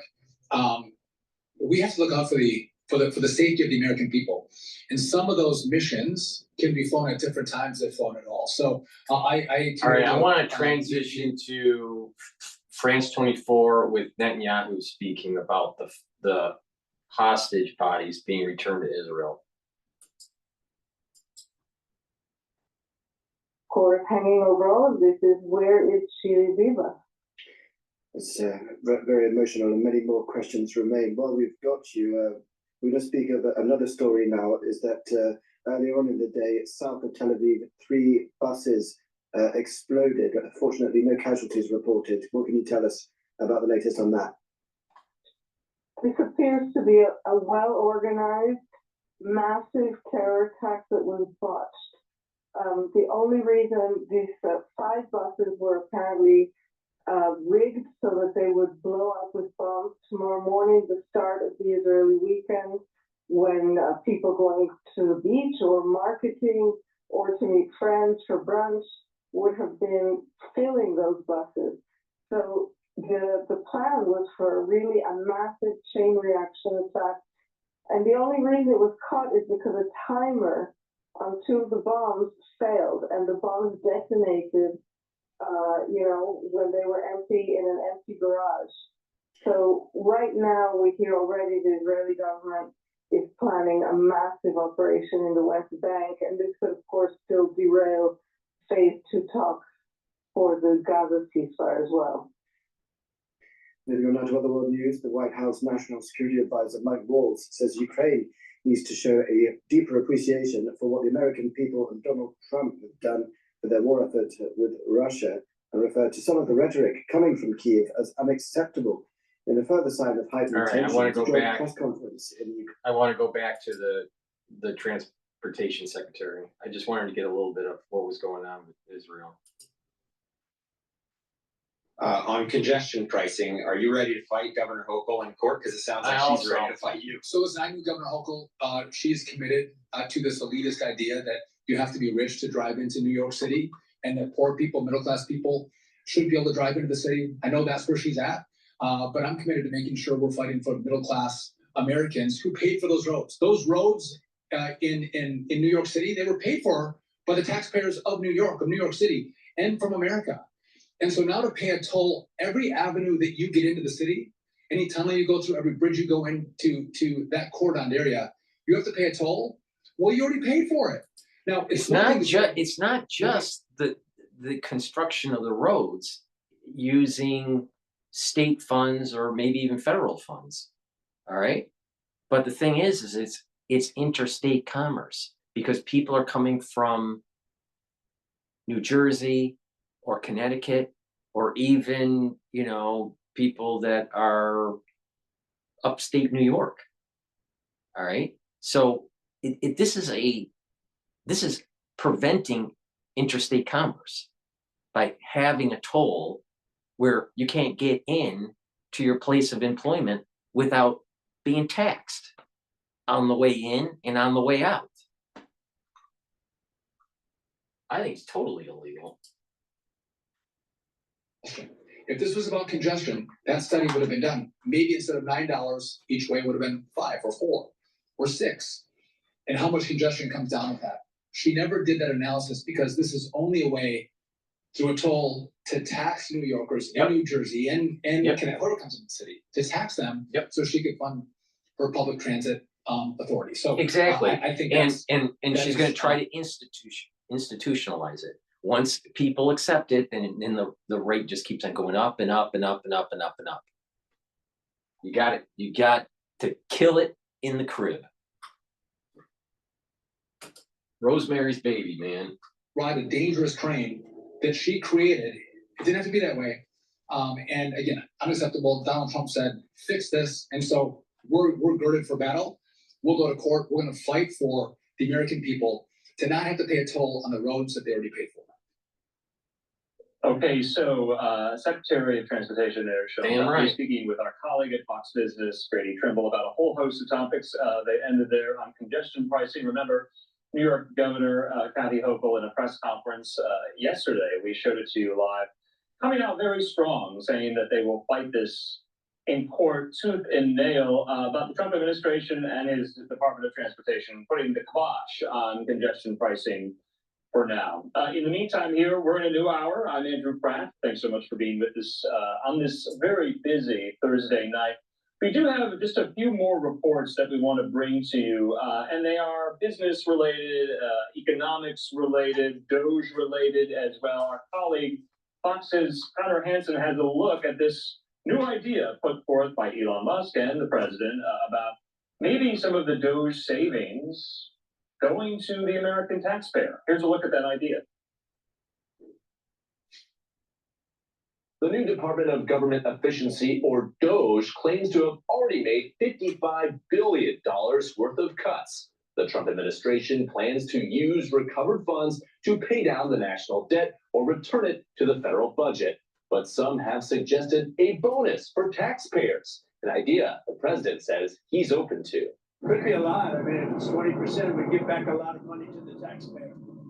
And also it would give an incentive for the taxpayer to go out and report things to us where we can save money. The White House says the details could come out when Congress comes up with its spending bill. The president has great confidence in both chambers to deliver on his priorities. But critics say giving out checks will only add to inflation and urge DOGE to stay focused on its goal of reducing the deficit. The whole purpose of getting to a balanced budget and hopefully even to a surplus, let's lower the federal income tax level. A one-time $5,000 dividend check is good one time. The director of the National Economic Council defended the idea. And so if you reduce government spending, then that's, reduces inflation. And if you give people money, then they're going to save a bunch of it. And when they save it, then that also reduces demand, reduces inflation. There have now been layoffs or plans to lay off federal employees at about 10 different agencies, and DOGE has shown no sign of slowing down its cuts. In New York, Connor Hansen, Fox News. Connor, thanks so much. Remember, the DOGE goal is to try to find between $1 trillion and $1.5 trillion in cuts within the federal government. So I know we're 1 month into Trump 2.0. He was sworn in 30 days ago, but it seems like they do have quite a ways to go. In the meantime, we do have a few more kind of corporate headlines. Walmart there warning about slowing sales growth. Fox Business correspondent Lauren Simonetti with more. For the first time in 3 years, Walmart is predicting its earnings will decline this year. Shoppers have been pulling back on more expensive purchases as they budget for higher priced groceries. The retail giant is predicting sales up 3 to 4% this year, while Wall Street analysts had forecast 4.6% growth. Walmart's holiday quarter sales did top forecasts, and Chief Executive Doug McMillon says it's gaining market share, its top line is healthy, and it's in great shape with inventory. But management says they're not sure if President Trump's tariffs will take effect next month, so they did not factor that into their guidance, but are ready for tariffs nonetheless. Listen. As we've been saying, tariffs are something we've managed for many years, and we'll just continue to manage that. We've got a great team. We know how to do that. We can't predict what will happen in the future, but we can manage it really well. And we're wired to try and save people money. Remember, Walmart's biggest business is groceries. Much of that is produced in the United States, offering some insulation from higher tariffs, but they are not immune. The decline's rattling some investors. For the first time ever, Walmart's $180.6 billion in quarterly revenue was lower than Amazon's. That's raising concern if Walmart can continue to keep its prices low. Recent data shows consumer sentiment falling to a 7-month low as consumer prices rise the most in 2.5 years and households begin taking on more debt to get by. Still, Walmart stock has been on a tear. Shares are up 15% this year and 80% in the past year. In New York, Lauren Simonetti, Fox Business. Lauren, thanks so much. So hope you found a few of those reports informative. We always like to cover business-related headlines here on Live Now, though we do want to take our first commercial break of this hour. When we come back, we'll be diving into the complexities of the Russia-Ukraine. Please go to my store, the-studio-reykjavik.com. I want to talk about that third pillar. All right. The first two pillars are the Max 35 or the Max 14 to boost up your immune system. The second pillar is C60 to soak up free radicals. That third pillar is to bring down inflammation. The fourth pillar, boost up your energy levels and your metabolism with Boomer Boost. But let me show you a great stack to bring down inflammation that will help with your immune system and your cardiovascular system. Turmeric is an antioxidant. It's going to soak up free radicals, but it also brings down pro-inflammatory cytokines and calms down chronic inflammation. It's also great if you have sore muscles or you're just not feeling well and you're bringing down that inflammatory response. Ashwagandha root helps to control cortisol levels and blood glucose levels. It's a great way to help with people that are like borderline diabetic or diabetic and you want to bring down those glucose levels. But chronic levels of cortisol is really bad for your immune system. And it creates this inflammatory response. And not only that, you age faster with elevated cortisol levels. This is part of the reason why if you are not sleeping well, your cortisol levels are higher and you age faster. So you want to bring down those cortisol levels to help your immune system and you'll slow down the aging process, but you'll also, with ashwagandha root, help to control your blood glucose levels. Extremely important when you get older. Remember what I said about your pancreas. When you get older, your pancreas doesn't work as well. Well, your pancreas makes insulin, and insulin takes that glucose level that's in your blood and puts it into cells. So it's very important to take ashwagandha root with the turmeric to bring down that inflammatory response. and lignans. This is a powder. You mix it with soft foods like hummus or yogurt, applesauce, whatever. Or you can put it in a smoothie or just mix it with filtered water. It's up to you. I put it in a soft food like hummus. You get a little scooper here, take 1 scoop a day. It's very powerful. And lignans, they'll bring down inflammation and soak up free radicals. It's a very powerful stack to improve your cardiovascular health and your immune system by taking the lignans, the ashwagandha root, and the turmeric together. All right. Now, why does it help the cardiovascular system? By bringing down inflammation, you're reducing the signal to develop plaque. The first part of plaque buildup is inflammation that does damage to the intima of your blood vessels. That's the first step. Well, if you bring down inflammation, you're reducing the chances of building up the plaque. So that's how this works. But also the antioxidant part of lignans and turmeric will help to soak up free radicals in your bloodstream to reduce the chances of oxidizing LDL. And LDL oxidized is what is the beginning part of the plaque. Plaque is oxidized LDL that's eaten up by a macrophage that turns into a foam cell and just sits there in a hardened state. And that's what we call plaque. But if you reduce the free radicals, you reduce the LDL, you reduce the inflammation, you're reducing cardiovascular disease. So please go to my store, the-studio-reykjavik.com. Get this combo, the stack. It's a great stack. Use discount 5 and you get $5 off. I want you to get healthy. I want your immune system to be as robust as possible. And I don't want you to die from cardiovascular disease. Get the stack, pay attention to what I do, and get healthy. It's in your power.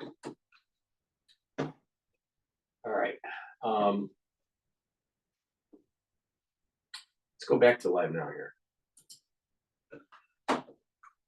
Rebecca, thanks so much. We have a live picture there on the Senate floor. I just want to make you aware of something that Senator Michael Bennet of Colorado, the Democrat, is doing. He just got back from Ukraine in a congressional delegation. But he plans to call up an amendment tonight that says that it's the sense of the Senate that Russia, not Ukraine, started the war. Obviously, that's a direct response to Trump saying this week that Ukraine started the war. Reporters are told the language will be as simple as possible in order to get Republican votes. So that's coming in from Andrew Desiderio there, reporter on Capitol Hill. In the meantime, let's bring into the conversation our friend and colleague, national security analyst and expert, and retired Marine intelligence officer Hal Kemper. He joins me. Hal, thanks for being with us here. I know you're traveling, but you have, I know, a lot of thoughts on some of the language that President Trump is using. What is going on here? Is it productive for talks to get to some type of settlement to end the war in Ukraine for this, I'm going to call it a fight, playing out so publicly between Trump and Zelensky? Well, Andrew, obviously it's everyone who's sitting back and watching this back and forth feels very uncomfortable. It's obviously a stark change with our relationship with Ukraine, prior to the Trump administration coming into office. So that's caught everyone's attention. However, with that said, all right, there have been a number of sidebar conversations. Keith Kellogg has said a number of things that basically indicate that there is a strategy here. If I may just kind of stand back a little bit, it looks like trying to create some sort of comfort zone or space, maybe to engage the Russians more constructively into some sort of discussion, and that's why they're doing a lot of things. I mean, obviously everyone's kind of scratching their heads on if you're trying to blame Zelensky for the invasion or something like that. It's a bit perplexing. But it is what Putin's talking points are. There's actually some work right now where they're trying to pull back language, condemnatory language of Russian aggression from the G7, pending G7 communique. There's a joint communique that even comes out of the G7. And there was some discussion a while back President Trump was reportedly had mentioned the fact that maybe there might be a G8, which would mean bringing Russia back into the fold of this thing. So it might be a strategy, negotiation strategy, to create a certain comfort zone for the Russians to more constructively engage. Now, what isn't quite clear is how strong the Russian pushback was initially. You know, President Trump campaigned on, you know, he was going to get the end of the war. You know, I believe he said the first day of office that he was going to make it happen. Well, that obviously hasn't occurred. And Putin was pushing back. So maybe this is to create a certain comfort zone for Putin and the Russians to engage more constructively. Obviously, it's causing phenomenal antagonism with Ukraine, and anyone in Congress, certainly that supports Ukraine, is feeling very uncomfortable with where this has gone. So we were just showing some of the video from earlier today there in Kyiv. That is General Keith Kellogg. He's Trump's special envoy on Russian and Ukrainian matters, talking with Zelensky, and apparently, according to Reuters, at the White House's request, according to Ukrainian leadership, this joint press conference that was going to take place between Zelensky and Kellogg was canceled last minute here. Was that a good idea? Due to some of the very public tensions going on right now, do they need to calm the waters here and cool their jets, Hal? I think you actually called it. That's exactly what it is look, they know what's going to happen in a press conference. They're going to get hit with a bunch of very pointed questions. They're going to get hit with all the questions that are going to try and zero in on the you know, antagonism, if you will, or certainly the war of words between President Zelensky and President Trump. And they're going to put Keith Kellogg in a very difficult spot as President Trump's envoy there. So basically, I think they kind of sat back and said, look, let's just avoid that whole spectacle. What I had heard was, or what I've seen, is that it was a very constructive dialogue. In fact, President Zelensky came out and made remarks and said he felt much more comfortable with where the Trump administration was going after talking to Keith Kellogg. And that's not the first time I've heard that. That was the same thing when Keith Kellogg was in Europe. There was a lot of discussion where a number of our allies felt a little bit more reassured after talking to Keith Kellogg. You know, it's not unusual. You know, I've spent a lot of time overseas in uniform way back when. Many times you will see that there's this that's happening in, you know, the information space, if you will, that's the public domain, and then there's things going on directly with the country, and they're not completely different, but they're substantially different many times. And you find it's like they're saying, "Oh, don't do this," and it's like, well, we are actually doing this, but okay, if you want to say that publicly, that's fine. So that might be part of what we're seeing here is some of this might be negotiating in public, and some of this might be to basically maybe help the Russians feel more comfortable with engaging. It's possible. Okay, Hal, what if it's not, though? I mean, what if President Trump, you know, truly believes that Ukraine started the war and that Zelensky is a dictator? Is this a marked shift in language from candidate Trump to President Trump? I mean, did he say these things on the campaign trail? I'm getting that question a lot. You know, what was his stated position on how he was going to handle the war, other than should have never started. If I was president, it would never have started, and we're going to end it on day one. Was this a shift? And does he actually mean it? You know, I never heard him call President Zelensky a dictator on the campaign trail, and that maybe I just didn't hear it. I don't recall him ever saying that. Obviously, on the campaign trail, he had talked about constructive engagement with Russia, and it mentioned they had a good relationship with Putin. That is not something new. That's something that we've heard before. This big shift in U.S. policy, you know, I think a lot of people were feeling that maybe this wasn't going to happen. That maybe what he was saying on the, you know, the fear was that he would turn around and you know, basically shift the focus as deciding what the Russians want as opposed to what Ukraine wants, and that seems to be playing out in public. So, you know, your question really, you know, about whether this is real, it's tough to say what is ground truth in these matters when things are playing so publicly like this. You know, some of it is, you know, I'm just gonna let you in on something. President Trump knows a lot about the entertainment industry, and he knows how to get attention, and he knows how to focus people on a question. And one thing I've seen time and time again, I mean, we were having a discussion a couple weeks ago about the 25% tariffs with Canada and Mexico. Sure. And that lasted, I think, from it's going to be implemented to within 24 hours it's off. We've got a deal in place, and it's not going to happen. So I kind of wonder where this is all going. The facts of the matter, though, on the ground, 3 years afterwards, the facts of the matter is Ukraine is still holding ground. They're still actually doing quite well in certain categories. Yeah, they're not able to hold off all the Russians, but the Russians are only making gains at phenomenal losses, and Russia can't sustain those losses. Okay. They're having a terrible time with that. And economically, and this is what's been coming out the last few months, is the Russian economy is in far worse shape than most realize. And there's big questions as to whether there might be something akin to a Russian economic collapse in 2025 if things don't dramatically change. And President Trump, or at least members of his administration, I think President Trump himself actually referenced that Putin and Russia was in much worse shape than most realize. Yeah. Hal, I would argue as well, and bring this up, I'd be remiss. Zelensky, he's an entertainer too. Trump called him a modestly successful comedian, but he knows at least how Ukrainian showbiz works. Hal, just lastly here, National Security Advisor. Let me quickly go over a stack to help with your bone health and your cardiovascular health. Taking K2 and D3 together and doing resistance training and taking in calcium either through a supplement or drinking milk. I drink milk. Will help you to build bone density and strengthen your joints. All right.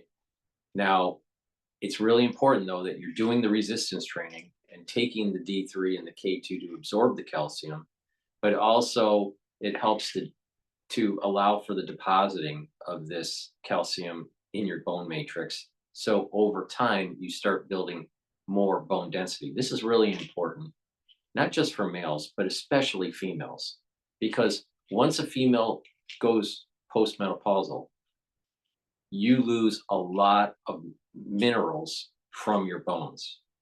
And over time, your bones start to become brittle. So it's really important to take calcium, take the D3 and the K2 and do some resistance training on all of your your bones. All right.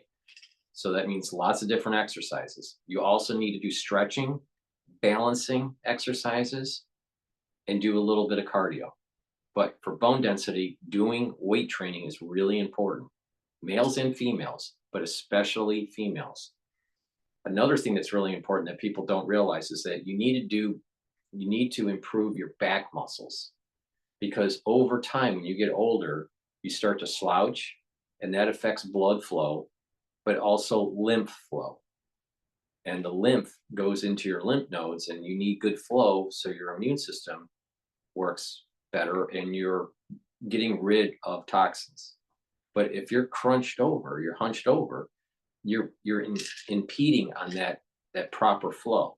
So you want to improve your posture by improving your back muscles. That's for males and females. All right. Not only that, when you improve your back posture and with improving the musculature of your back, you're also going to have a better alignment with your spine. So you're not going to have that slow crunching of the spinal column when you get older. So do some resistance training. Make sure you're building higher density bone structure. Take the D3 and the K2 together and take calcium to do that. Now, in terms of cardiovascular health, taking the D3 and the K2 is going to prevent calcium depositing around plaque that's already formed. Many plaques, you'll notice that there are calcium deposits. Well, you want to pull that out and prevent it from depositing. So take the D3 and the K2 together to do that. I have a whole protocol on how to actually reduce plaque buildup and how to shrink the plaque that's already built up. It's called the Longevity Cardiovascular Box. It has lots of different supplements in it. Two of the supplements are D3 and K2. So take a look at that to really supercharge your cardiovascular health. Use discount 5 and you get $5 off. Now, it's really important to take ubiquinol when you get older to protect your neurons. It also is an antioxidant to soak up free radicals, and it boosts up your energy levels because it helps to improve the health of your mitochondria. So take ubiquinol. Ubiquinol is the highest bioavailable form of CoQ10 that you can buy. This is extremely high quality product. Please go to my store and get the ubiquinol. Take it every day to protect your neurons. NAC is something I've added to my stack. Why? Because there are many anti-aging individuals that have built up their own stacks for their own health, and they've been getting a lot of positive benefits from NAC. So I looked into it. And what is happening with NAC is that you're soaking up more free radicals because you're boosting up your glutathione pathway. Glutathione soaks up free radicals, and it's synergistic with C60. So the more ways that you soak up free radicals, the more pathways that you use, like superoxide dismutase soaks up free radicals, glutathione soaks up free radicals, C60 soaks up free radicals, resveratrol soaks up free radicals. So the more ways that you're soaking up free radicals, the better off you are to slow down this aging process. All right. But also you're boosting up your energy levels. So when you're boosting up your energy levels, you just have more vitality. And when you have more vitality, you naturally will have more musculature. You'll lose weight. You'll be more leaner. You'll have higher bone density because you're just moving around more. Now, NAC also helps to detoxify your liver and your kidney, especially if you take acetaminophen. And NAC also helps to calm your central nervous system and reduce anxiety. That's really important to keep those glutathione, that's really important to keep the cortisol levels down so it's not immunosuppressive. So you want to be in parasympathetic mode as much as possible. Keep a good resting heart rate, keep the cortisol levels down, right? And then boost up your glutathione levels to soak up those free radicals. It's a great supplement. And this is a reason why many people that were, tweaking their anti-aging protocol and getting really positive results from it. So please go to my store, the-studio-reykjavik.com, and get the NAC. And NAD plus is important to take. It boosts up your energy levels. It helps to heal your DNA, because when you get older, you accumulate DNA damage. Now, we have repair mechanisms to repair that DNA damage, but you can overload your system just by more DNA damage as you get older. Well, you need to take supplements to be able to help to help your body repair the DNA damage. But you don't just get DNA damage in your cells. You also have mitochondrial DNA damage. So if you notice that improving your mitochondrial health is a major component of improving your immune system and slowing down the aging process. So NAD plus is going to help repair that DNA damage in the cell and in your mitochondria. In addition, NAD plus helps to protect your neurons. This is synergistic with the ubiquinol to protect neurons. Now, when you get 40 plus years of age, you need to start paying attention to neural protection, because people start getting, gait issues at age 65. They start having shakes in their hand. At 65 or 70, they start showing signs of Parkinson's. They have memory loss. You don't want that. So protect your neurons with the ubiquinol and the NAD plus. But not just that, make sure you look at this holistically. It's not just taking supplements. It's also doing exercising. It's not just weight training. It's also doing cardio and balancing exercise and stretching.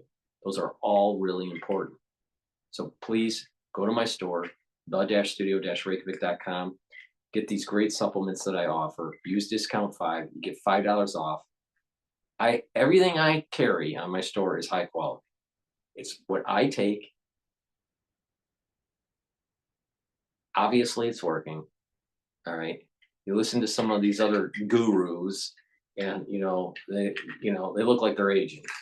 But the reality of the situation is that I've been tweaking this whole anti-aging thing since I was 16 years old. So I've learned a lot through that process, on top of learning about medicine and the research that I did for my master's degree. But the reality of the situation here is that it is in your power through a holistic approach to actually get healthier and target certain systems and improve cardiovascular health, improve your gut health, improve your mind, your brain health, improve your liver, improve your kidney, improve your skin, improve your endocrine system, your exocrine system, your immune system. It is in your power to do. And most chronic diseases in Western society are self-induced lifestyle issues. Like in the United States, diabetes and heart disease, most of the time, is self-induced. Most of the time. All right, let's go to live now. They're talking about the removal. Hochul is not going to remove Mayor Adams yet. And so people kind of focus on that latter point, and they kind of focus on, so what, you got upgraded to a first class flight, but some people also see that is, a little unfair to maybe your average person. But when it comes to those soliciting illegal campaign donations, that triggered public money. And so that means that taxpayer money was used, and that's what federal prosecutors were accusing Adams of, is stealing public money. Now, of course, they have moved to drop these criminal charges against Adams without prejudice, which means that these charges could be brought back again at any point. But, I think for the most part, people are aware. And, right now in city government, especially with those 4 deputy mayors having resigned, they really have the confidence of a lot of people in City Hall. And so I think seeing those people depart really shook the confidence of a lot of leaders to see what's next with Adams. Of course, he's going to have to decide what's next for those 4 roles. And that's one of the things Hochul mentioned today, is that she is going to be pressuring Adams to first go to her about any of these deputy mayors before he appoints anyone new in these roles. Yeah, of course, we're still waiting for that federal judge to sign off on the dismissal of the indictment. So there's still a lot to watch for in this story. And we'll rely, as we have been, on you, Morgan. Thanks so much for your time. Thank you. Okay, back on live there to New York City, outside the Fox News World headquarters in Midtown Manhattan. But Morgan and I did that as a pre-recorded segment, and in the interim, we have heard now from New York City Mayor Eric Adams in a statement responding to Governor Hochul today, her decision not to remove him from the office. Let's put this up here. Okay, so Adams saying this in a statement, I'm going to read it in full. I was elected by the people of New York City and its working class communities to uphold their values. And that is what our administration has done. While there is no legal basis for limiting New Yorkers' power by limiting the authority of my office, I have told the governor, as we have done in the past, that I am willing to work with her to ensure faith in our government is strong.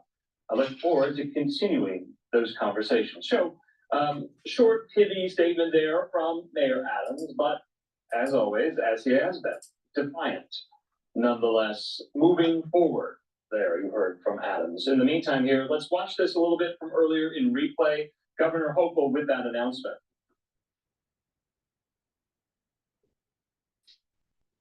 Posting a photo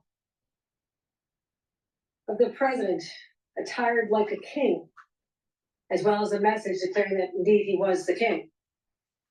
He did this when he attempted to undermine the duly elected laws of our state related to congestion pricing. I reference this again today for one reason. We fought a war 250 years ago to depose a king who tried to impose his will on a young country. We don't have a king today because it conflicts with the very genius of a democracy, where the voices and the votes of the people, not a king, not a queen, and not a governor, should prevail. Voters determine who they want or who they do not want to represent them in elective office. As I said last week, I was deeply troubled by the accusations leveled at Mayor Eric Adams, not just the initial indictment, but also the more recent allegation of a quid pro quo with the Trump administration. For days, I've been deeply involved in discussions with my closest advisors, city leaders, electeds, clergy, business, labor, civic leaders, all people whose opinions that matter to me because they care about our city. I consulted them and legal advisors on whether it's appropriate and necessary at this moment to exercise the power granted to me as the governor of the state of New York by the New York State Constitution and the City of New York Charter to remove a mayor from office. I've also heard from many voices of New Yorkers who feel outraged, who feel hurt, betrayed by what they have seen. And I want those New Yorkers to know and understand those feelings as well. After careful consideration, I've determined that I will not commence removal proceedings at this time. My strong belief is that the will of the voters and the supremacy and sanctity of democratic elections preclude me from any other action. I cannot deny the people of this great city the power to make this decision for themselves. And to those who conclude this decision is due to pressure, many groups or individuals, I say this: you do not know me. Constant pressure, so I deal with all day long. And it's absolutely no bearing on any decisions I make. I will say this: I also have concerns about disruption and chaos that such a move, such a proceeding could bring to the residents of this great city.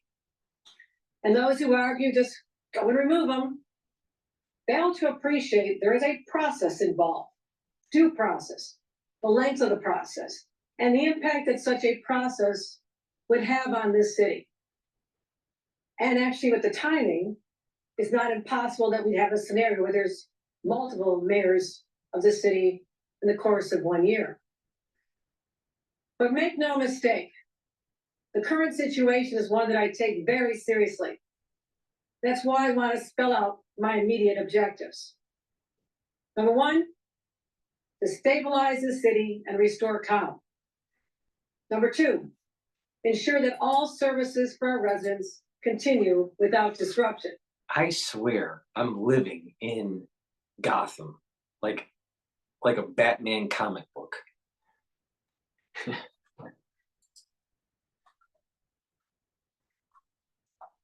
And three, to take steps to make sure our leaders are operating only with the city's best interest in mind, unimpeded by any legal agreements with the Trump Justice Department.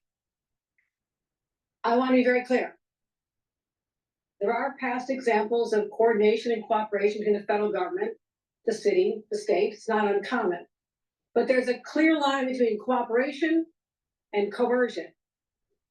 Given how aggressive the Trump administration has been, including its attempt yesterday to dismantle a previously approved congestion pricing program, and how deeply disturbing the comments. But that was approved by someone that didn't have their full mental faculties, aka President Biden. And if the president can approve it, why can't another president decline it? So I don't understand the logic there. Please go to my store, the-studio-reykjavik.com, and get the C60. You can get it in MCT coconut oil, avocado oil, or extra virgin olive oil. You can get it in a 2 ounce, a 4 ounce, or an 8 ounce configuration. C60 has to be in a lipid so you can absorb it properly. Take it on an empty stomach for best absorption. If you're going to work out, take it before your workout so you'll soak up the free radicals that you're creating during your workout. But not just that, you're going to recover quicker. All right. Your recovery time is improved. Now, C60 soaks up free radicals. It's very potent. And it'll also help to improve the health of your mitochondria. So your ATP is going to go up. You're going to have lots of energy. Now, Oscar was talking about, how to improve your energy. C60 is a great way to do it, but also taking B vitamins. I stay away from these, quick energy type liquids or, quick energy drinks. I stay away from that stuff. Just listen to my protocol and you'll have sustained energy levels throughout the day. Now, C60 will soak up the free radicals, boost up the health of the mitochondria. And so what will happen is your cells will have less stress. They'll perform better. They'll have the energy they need. And then your tissues will perform better and your organ systems will perform better. And over time, what's going to happen is that your endocrine system is going to be better. Your exocrine system is going to be better. Your immune system is going to be better. You're going to be thinking better. Your energy levels are higher. C60 helps with the health of your neurons because it's improving the mitochondria that's in your neurons. You have lots of mitochondria in your neurons to produce the neurotransmitters and to release those neurotransmitters. So if you want positive neuroplasticity, it behooves you to actually get the C60. So you're bringing down the stress levels of those neurons and improving the mitochondria. When you get older, the mitochondria starts to weaken. And when you have less ATP in those neurons, they're producing less neurotransmitters, they're firing less, and eventually they start to decline. And so you get negative neuroplasticity. What happens is they start to recede. That's the technical term is actually depression. But your neuron actually recedes and you don't have many connections. So your memory goes down, you're thinking slower. If you look at someone that's really old, they usually think slower, they talk slower, they may not understand you that well. That's because they have less neural connections and their mitochondria are damaged and they're not functioning as well and not producing as much ATP as they used to. The whole key to this is bring down the stress levels on the cells and the tissues and boost up the energy levels by improving the mitochondrial health. If you look at someone that's older, they have low ATP. You look at someone that's young, like a 2-year-old, they're running around because they have tons of ATP. You look at a puppy, it has lots of ATP. You look at an old dog and it's just sitting there all day long, doesn't have so much ATP. Take my advice, go to my store, the-studio-reykjavik.com, get the C60. This is very potent. I take a teaspoon a day. Take a teaspoon a day, every day. And you're going to see huge benefits in your health, and you're going to be slowing down the aging process and boosting up your immune system. So please go to my store, use discount 5 and you get $5 off. And lastly, to answer Oscar's question about energy levels, a great way to boost up your energy and have a steady concentration of that energy throughout the day is to take Boomer Boost, right? It has 68 nutrients. This is a meal, all right? You either take it for your breakfast or for your lunch, mix it with soft foods or with filtered water or with milk or a shake, like a smoothie or something like that. You're going to lose weight. You're going to have more energy. A lot of people, when they lose weight, they don't have energy until they get into ketosis. But the thing is that within 72 hours, you're going to see big benefits in your energy levels and your sleep pattern. Now, go to my store, the-studio-reykjavik.com, and take a look at the label. There's lots of compounds that are in this powder. You get a big scooper, Take one scoop a day, every day, either for breakfast or for lunch. It works better if you mix it with also the Gladiator barley or the heirloom barley, but you don't have to. And what will happen is your cardiovascular system is going to improve, your heart's going to improve, you're going to improve your strength and your muscle health, you're going to improve your brain function, you're going to boost up your energy levels and your metabolism. And this is way cheaper, I'm sure, for 1 month's supply. It's way cheaper than how much you spend for breakfast or for lunch. And you're going to lose weight and get healthy. So please go to my store, the-studio-reykjavik.com, get the Boomer Boost, take it every day. It's part of the 4th pillar of the core protocol that I've been talking about. The first pillar is max 35, boost up your immune system, or max 14. C60 is the second pillar, soak up free radicals. Bring down inflammation is the third pillar with turmeric, ashwagandha, and lignans. And the 4th pillar is Boomer Boost. Boost up your metabolism and skyrocket your energy levels. So if you want to improve your health, follow my protocol. Maybe you can't afford everything, but you can mix and match from things that I've talked about to improve your health. It is in your power. It's a holistic approach. It's not just supplementation. It's not just exercise. It's not just breathing exercises. It's not just meditation. You know, it's a holistic approach. If you approach this holistically, you are going to get healthier. No doubt about it. Please go to my store, the-studio-reykjavik.com. Let's continue on with the Wicked Witch of Albany. Since borders were, we know they'll stop at nothing to try and exercise control over New York. That is the fight we had yesterday. That is the fight we have today. And that is the fight I want to take on for the next 1,430 days. To move this city forward. Let's get straight. It was the Democratic Party that is sieging New York and their never-ending control of New York City. And they get all pissed off that they have a mayor that's actually aligning with a Republican. Heaven forbid. The implementation of certain guardrails that I believe are a first start in reestablishing trust for New York City residents, and ensure that all decisions out of City Hall are in the clear interest of the people of this city and not at the behest of the president. I'm proposing 3 immediate actions which I believe will help protect New Yorkers. First, I'm proposing legislation to create a special Inspector General for New York City affairs within the office of the State Inspector General. The State Inspector General will be able to direct New York City Department of Investigations. And the mayor will only be able to remove the Department of Investigations Commissioner with the approval of the State Inspector General.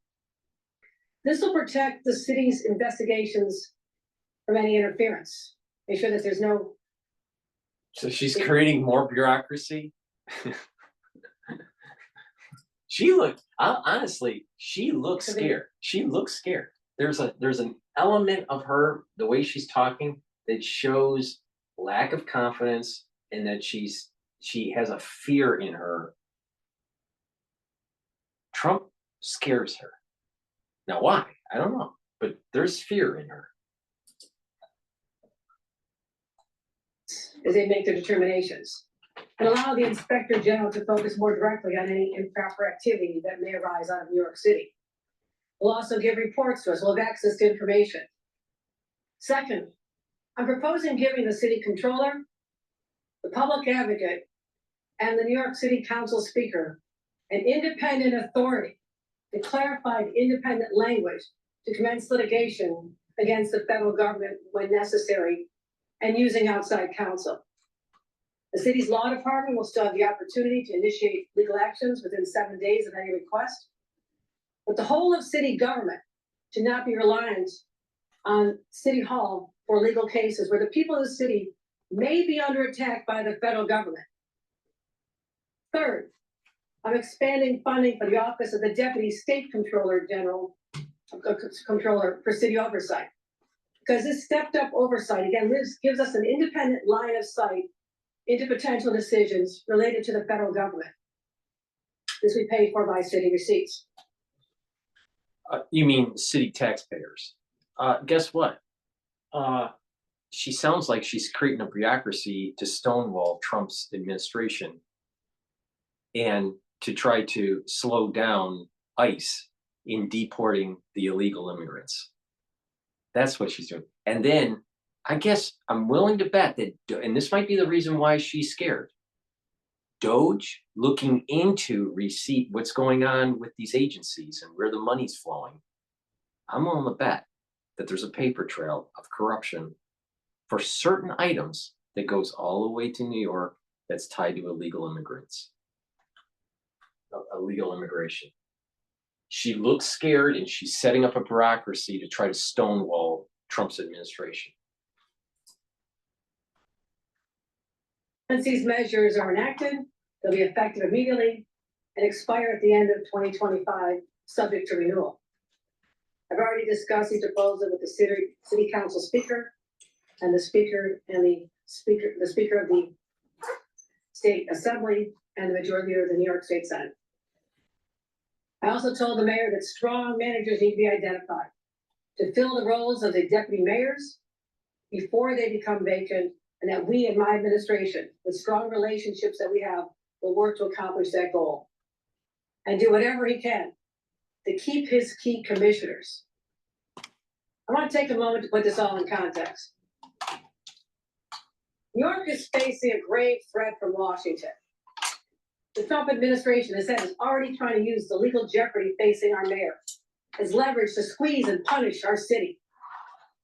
The president's already. The problem is there's an existential threat to this, to our livelihood and our lives, literally, when we take the MTA in New York because of failed Democratic policies in the city of New York and in Albany.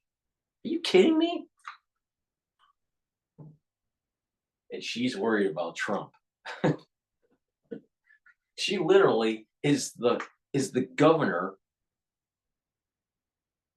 and on her watch, people are literally burnt alive on the subway train while no one cares.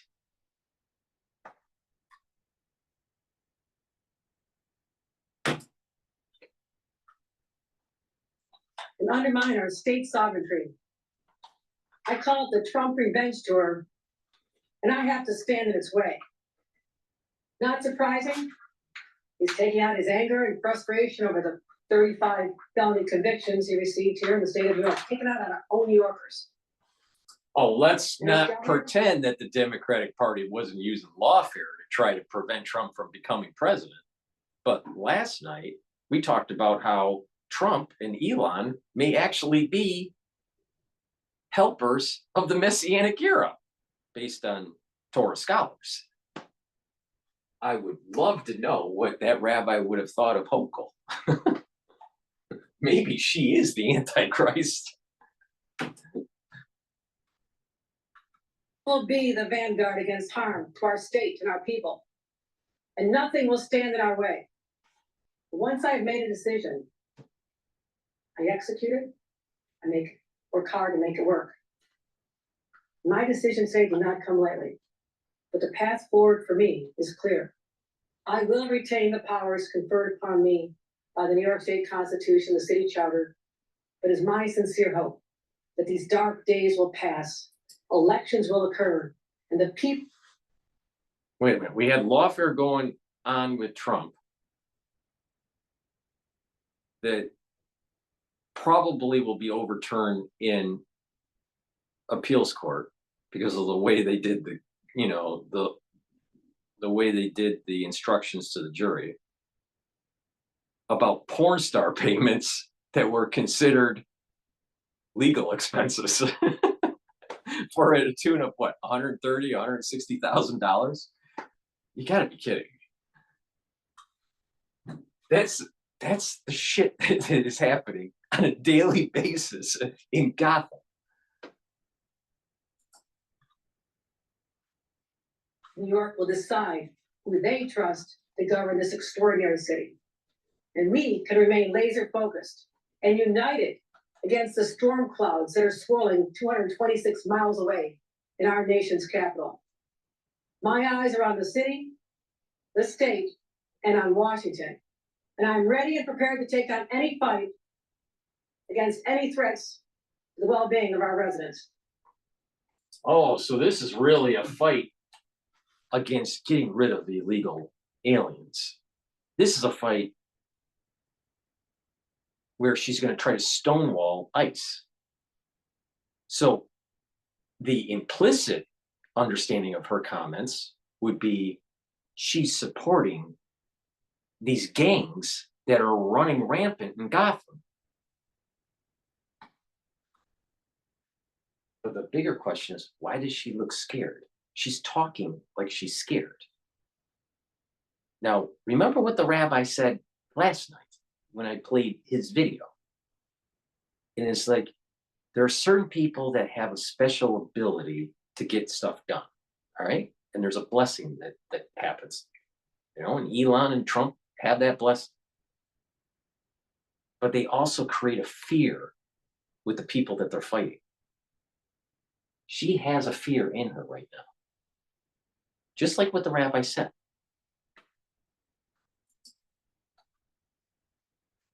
Any questions? Hold on. Let's start right here.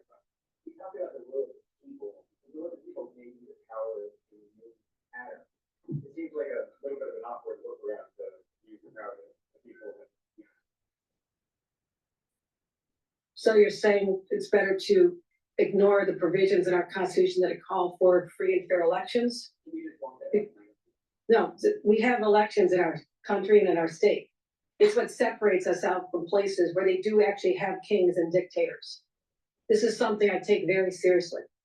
And it is up to the voters of this great city to determine who they want to continue as their leader or bring in a new leader. It is up to them. That is a sacred right that they. I don't know why they're going after Adams for upgrades on business upgrades on Delta. See, there's a common theme here. There is a lawfare that takes place on stuff that's really stupid, like porn star payments and upgrades on airlines. All right, when you don't play ball with the deep state. That's the common theme.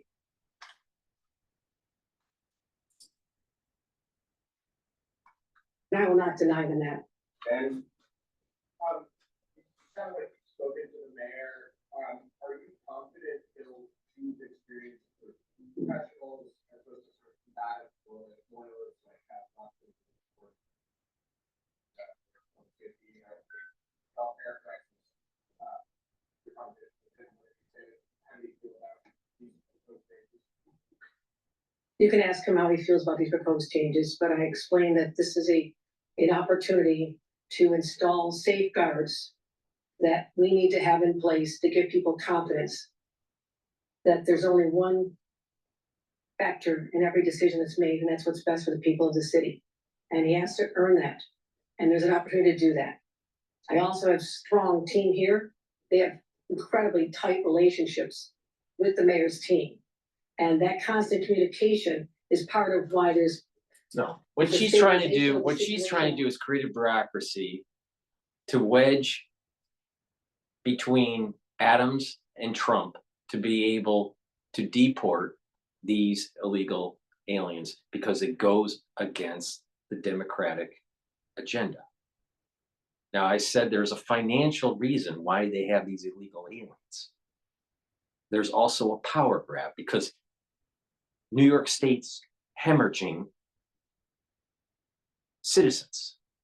So that means that in Congress, in Washington, D.C., over time, they're going to lose seats. They're going to lose representation to other states because we're declining in population. because, you know, when it's a blue state, everyone wants to get out of it because it's overtaxed. You know, it's run by a bunch of woke people. All, and why that's what we're shooting for right now. So he's offered to work with us if we have recommendations on people, et cetera. But I want to make sure that the commissioners stay as well. It's early. No, what they're trying to do is pressure. The way I take this is they're trying to pressure Adams to give up, which I don't think he will, and to align himself so he survives politically closer to the Democratic Party instead of Trump when it comes to this whole forced deportation stuff. This is, I cannot believe we are living in these times. Literally, we will sit back, you know, hopefully with, you know, there's no nuclear explosion in the interim, but, you know, we're going to look back 10 years from now and we're going to go, the best years of our life were actually those last 4 years of Trump's era.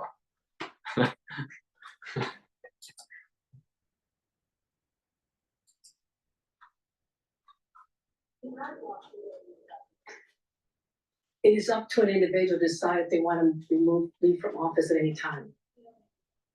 No, you did not phrase my answer correctly. It is not up to me to tell them to leave. It is up to an individual if they want to resign the office to which they've been elected. But you're creating a I'm bureaucracy. working to put in safeguards to restore the trust that is necessary to get the city back focused out of all this controversy and get people in New York City what they want. They just want normalcy again. And that's what I'm fighting to restore. She's creating a bureaucracy to wedge between Adams and Trump.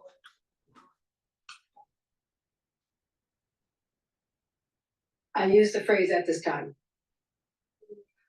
She used the phrase at this time. She's not going to, she's using at the phrase. I'm using at this time. I'm not going to force him out because she knows that her political career will go up in smoke when that happens. But just remember, she was the lieutenant governor for Cuomo, and Cuomo is trying to reboot his political career to be the next mayor of New York, and I'm sure that's going to go real well. Hopefully, we don't have another pandemic.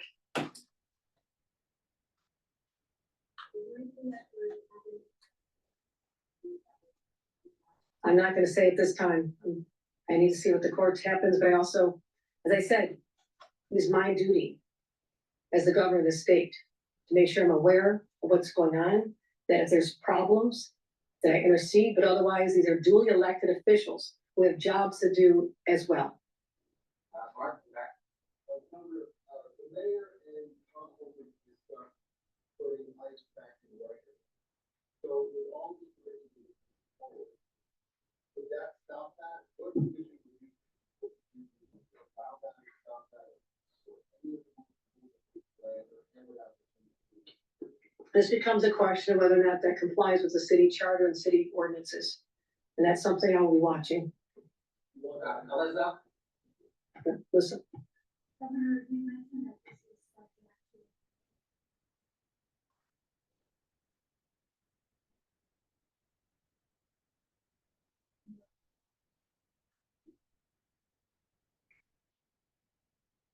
All right, you've been listening there to New York Governor Kathy Hochul explaining some of the reasoning behind why she is not asking New York City Mayor Eric Adams to step down from the office. Remember, she, as governor of the state of New York, has that power, but she has said that she wants to see legislative reforms in Albany. She wants to see more oversight from the state level over City Hall there in the Big Apple. Well, I'm Andrew Pratt. Thanks so much for being with us. Create a bureaucracy that will slow down the Trump administration.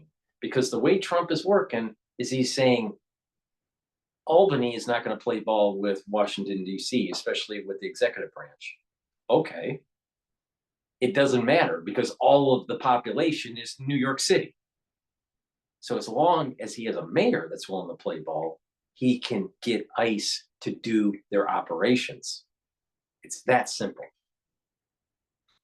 All right. We've already hit the 10 o'clock mark here. Please help support my work. Go to my store, get the products. You can also donate on my website, the-studio-reykjavik.com. You can donate through Stripe, PayPal, or buy me a coffee, or be a paid member to my Patreon channel. It is through people helping, purchasing the products, donating, sharing the links, asking their social media to follow me, because every time I do a live stream, every time I do a post on my large channel, YouTube bleeds me, and eventually I will just evaporate. And when I evaporate, who's going to save you from H5N1? A celebrity doc, like the wizard, Dr. Wizard of Oz, or Dr. Drew. You really think they're going to save you? I doubt it. So please help support my work, or I just evaporate. Thank you for listening. For the ones on X Spaces, and for the ones that have been watching the live stream on YouTube, I greatly appreciate it, especially the ones that ask the questions in the chat box. We'll do another transmission tomorrow. Everyone have a good night. Oh, Don is requesting. All right. Let me give Don a little bit of airtime here before we shut down.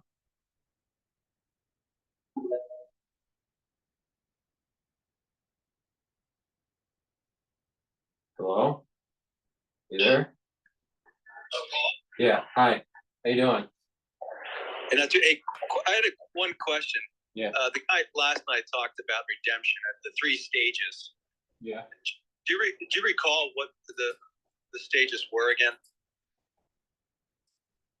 Are you talking about the state? Are you talking about the 3 different messiahs? Are you talking about the 4 state? He had 4 stages in his intro, and then the 3, the sequence of events for the Messianic era.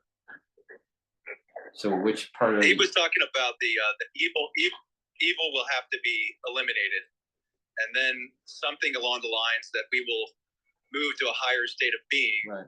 And then there was the 3rd phase, and I was wondering what the 3rd phase again was. Well, so I'll go back to the video and write it down, and then do my next show, and I'll reiterate it. But from my memory, what it is that you have to find the evil, then you have to kill the evil, and then once you kill the evil, then it sets in motion to be able to rebuild the temple. So that's, I think, the line of thought that he had. But he parlayed that with the concept of there is the Messiah of Edom, and then there is the Messiah of Joseph, and then there's the Divinic Messiah, which when someone hears Messiah, that's the Divinic line. Most people don't know that there are actually 2 other types of Messiahs that have to happen first. They're like helpers. They're not the Messiah, they're a Messiah. So my recollection to his steps were that you had to find the evil, kill the evil, that sets in motion to rebooting the machine, as I call it. But I'll go back to the video, and I'll take notes again. And there were, in his intro, there was actually 4 steps, if I remember right, when he was reading from his notes. And then he transitioned into this concept of there are different there's a sequence of messiahs that happen. Yeah, the other thing I find interesting to get rid of the evil, to eliminate the evil, that seems like it has to happen through either the judicial system or it would be through the military. And the questioning whether or not part of that evil is what we're seeing with perhaps the military being used to go after the cartels. Yeah. Because there was an interview with Bukele in El Salvador, and he was mentioning about Satanism within these cartel gangs, and they were sacrificing kids. I mean, it's just pure evil. Right. And even on the MTA, there's this gang that is of youth that are female, that are like almost like they're possessed, and they're literally dancing around after they steal items or stab people on the train or whatever. So there is a demonic thing that's happening. So, but the way he described it is that the during that period of time of the Messiah of Edom, which he is saying is Elon and Trump, they expose the evil.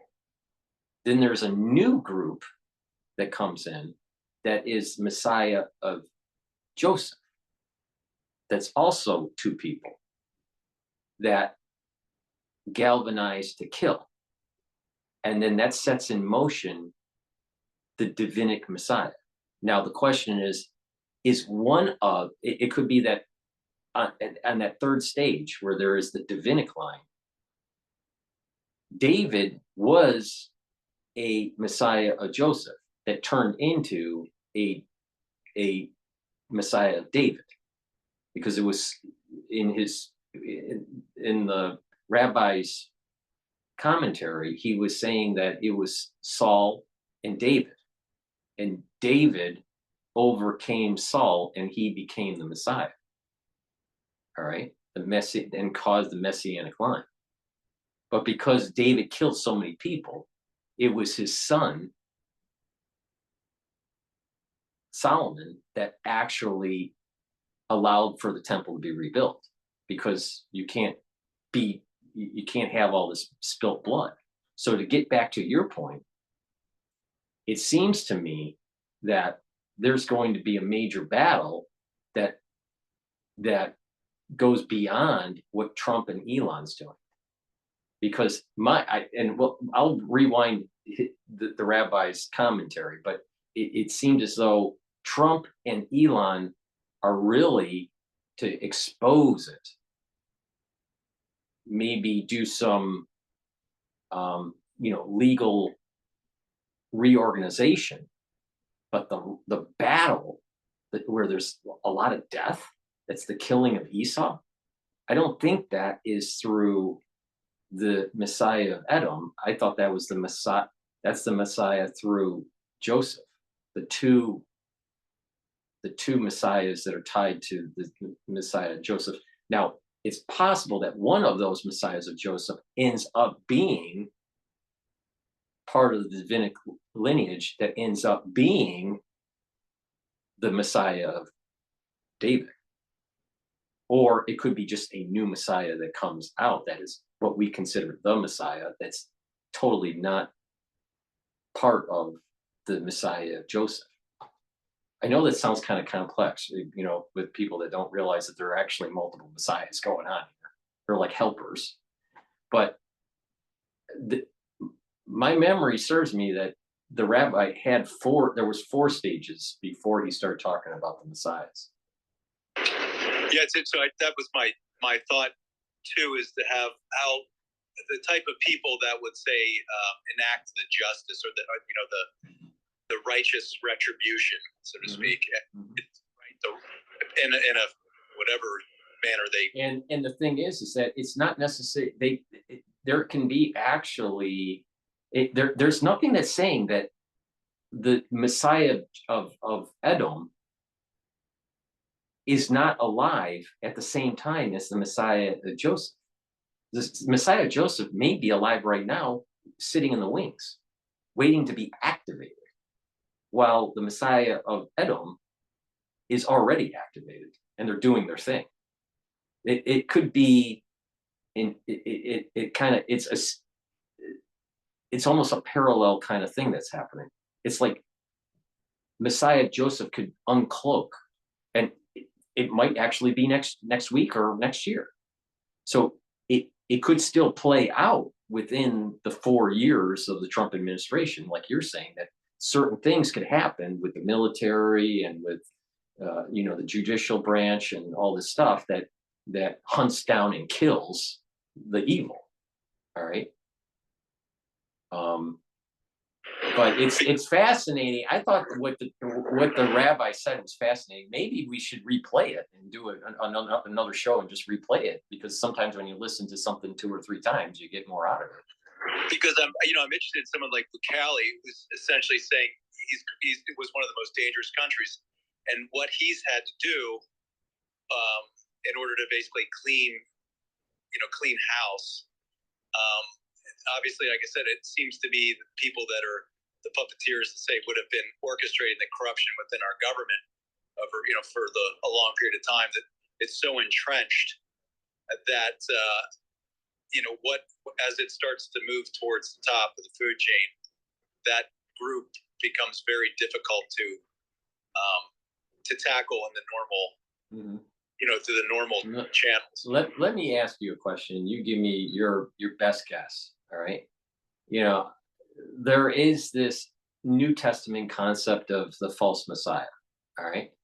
And with this new knowledge from the rabbi, what he was saying about the different messiahs, right, that are of a lesser degree compared to the Messiah of the Davidic lineage, do you think that people within Christianity will view the messiahs of Joseph or the messiahs of Edom as the false Messiah?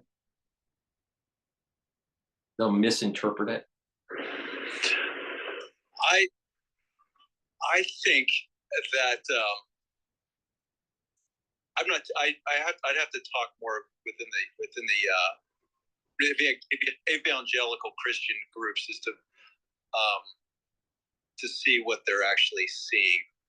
I saw during the last, 2016, 2020, obviously, and this last election, there's definitely aligning. I believe they've always aligned, I think, with Trump. This time around, they actually, the Amish, within my community came out, I think, because they started to see the encroachment on government within their affairs. Right. So, and I'm saying I'd have to go back to see what they are seeing, but they definitely think there's talk of revelations. But I'd be interested to see if things have changed, because the corruption is now being exposed, and there seem to be people being put into positions of power to actually now do something. It's the fear would be is there enough on the left to create the chaos? Because it was, I tell you what, one other interesting I found was, just as an aside, someone came up to me, was about Trump fan, and it's just fascinating. Some particular policies, which I can't wrap my head around. For instance, he was saying they can't understand his policy on Ukraine, and so I explained his position and so forth. But there's definitely still these ideas of Russia being whatever, the Satan and so forth. And it's like Satan, but that is our major foe. Right. And It's a Cold War mentality. It's a carryover from the Cold War. And it's very simplistic. Right. Know nothing of the history, know the complexity of the deal making, nor even the biolabs and so forth. Zelensky and Kolomoisky and the Panama Papers. It's too much. So again, you're relegated to tell. You have a short amount of time to present information in front of them to maybe change their perspective, reorient it to the idea we have to end these endless wars.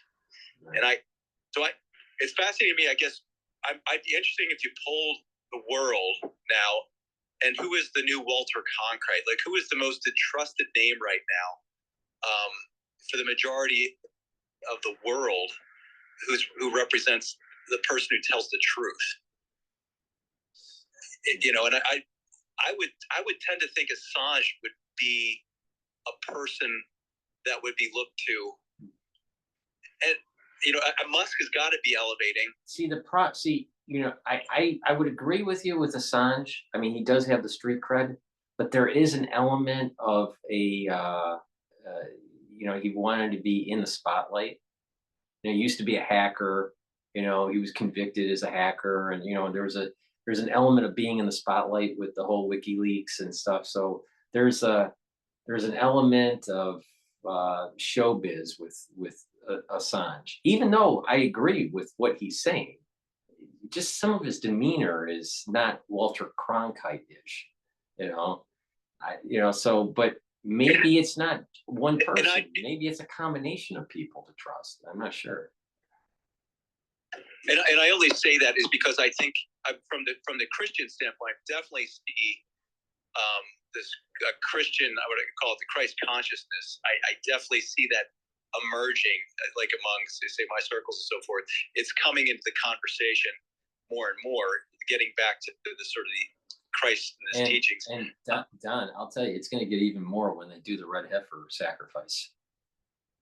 And I mean, right now, supposedly there are 3 that are kosher to slaughter. The problem that they're having is that they can't do it wrong when they slaughter. It has to be 100% perfect when they slaughter the animal.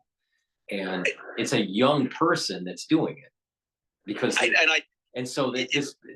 they're not. My understanding is just that the reason why they haven't slaughtered is because they can't get the guy to check it right. They can't get it to slaughter it right.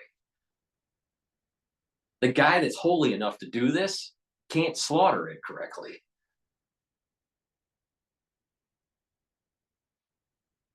You still there? Or did I lose you? You still there?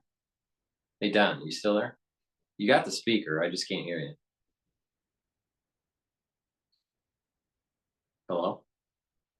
Yeah, I think I lost Don. Well, unfortunately, that was a good conversation, but I lost him. Don, I can't hear you.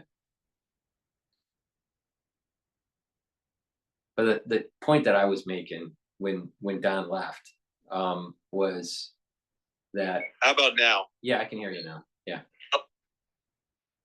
Yeah. Yeah, I was at my last point. It's fascinating to me. I kind of been seeing this catharsis going on. Like a lot of people, it's almost as if as this corruption gets exposed, it's even people within their own personal dealings have to look inside to see the type. You're what you have done. It's almost like self-reflection going on. It's almost, to me, from a cultural standpoint, as this corruption gets exposed, it makes you think I don't know, of your own past, where you may have fallen short. So I find it very, and like I said, very interesting times. Exactly, and this is what I said right after October 7th of 2023, when Israel, was invaded and they went to war with Hamas and all this, that everyone in the world is going to have to do self-reflection, and we're all getting blessed and cursed at different levels. And that if we actually try to improve ourselves, realize that we are failing in certain areas in our lives, and everyone fails differently in a different magnitude. But if you try to become a better person, you're going to end up turning the curse into a blessing. And I said that back right after October 7th. I believe it was October 10th when I said it. So, and people that have seen and felt what's going on in the world probably have been doing something very similar, a self-reflection and their version of repentance to actually align themselves with this big event that's coming. And I think so. Even when it was a Vietnam vet that I was talking to, and I mentioned I explained to him what I felt was the correct, course in Ukraine. I thought Trump and Elon have been trying to do the right thing to negotiate with Russia and try to end the war. And afterwards he thanked me and was like, maybe the wars that we fought were done for the right reasons. So I mean, my point is, like he sort of looked at me with that self-reflection. So and to me, it's war is the thing that we've been these endless wars that make no sense. And I think as Trump starts, and I think he is de-escalating these wars, that to me would say that we're entering some type of new stage for humanity, a higher state of shared prosperity for all. I agree with you. I totally agree with you on that. But the thing is there's another element that I've been noticing in American society, and that is there are this group that are pacifists that are trying to demonize the process. You know, there's lots of anti-Semitism going on. There's also demonization of Christians from the ultra left side. So there's this.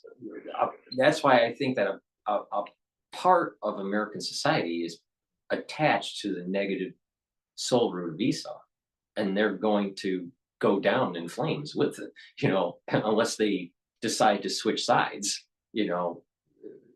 truthfully, and not just to survive their own, survive to save their own hide, but to truthfully repent and move towards the positive soul root of Esau. But people like for example, I'll just throw a name out that I think just is like so belligerent with anti-Semitism is Stu Peters. Stu Peters is a major anti-Semite. Now he may try to use, some sort of explanation on why he is the way he is, but I mean, if you look at this from a biblical perspective, he seems to have attached himself with the negative soul root of Esau.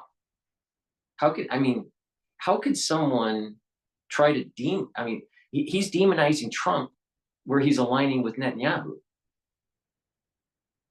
So why would you do that if that, these characters that are in this major play that is happening in front of our eyes in real time, they're not lily white.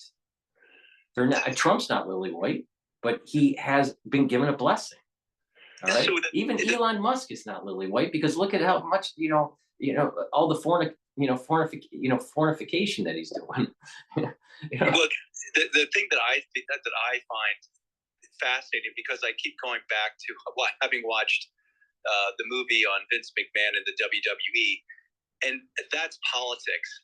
I mean, the way, if you watch that, and the way that Vince McMahon reads the crowd and creates the heel, right, and creates the storylines that the crowd actually is chanting, and actually has, they were sending death threats to the sheik, during the time that the Iran conflict, during the I guess would have been the 70s, but the point is they created these unbelievable storylines that they got the crowd involved in it, and that to me is the game that Trump's involved with. He's trying to steer people that have fallen for this weaponized empathy of these constructed narratives, and the complexity of the history and the religions and the cultures. You cannot educate them. You're dealing with very simple stories, with the masses. Yeah, but there's a large part of the population that is anti-Semitic and almost false Christian, also almost false Christian in a way. All right. But here's what I'm saying. A general that I knew in Peru, a Peruvian general, he explained to me the Shining Path, and he said the Shining Path, of course, was a Marxist group, and he says that's not right. It essentially was a drug cartel that was masking its operations around an economic ideology that it was for the people. It was completely horseshit. Right. So my point is the same thing. I think that what we've seen is that these criminal syndicates that essentially, I would say, rule, steer, create these blackmailing, extortion rings and so forth. They can hide behind, things to shield them from being looked into, and that's what I've seen happen. But in the United States, there's this what I call the truther movement. All right. And that truther movement, a big part of them watch people that are literally anti-Semitic. So there's a crowd that is being fed daily this rhetoric. So it's going to go antithetical to this process that the rabbi talked about, because they're going to view this. That was the reason why I asked the question. Some of these people are going to say, "Oh, the Messiah of Edom, a Messiah, not the Messiah, but a Messiah of Edom and a Messiah of Joseph, they're going to say, oh, those are false messiahs, and misinterpret the whole process that's happening.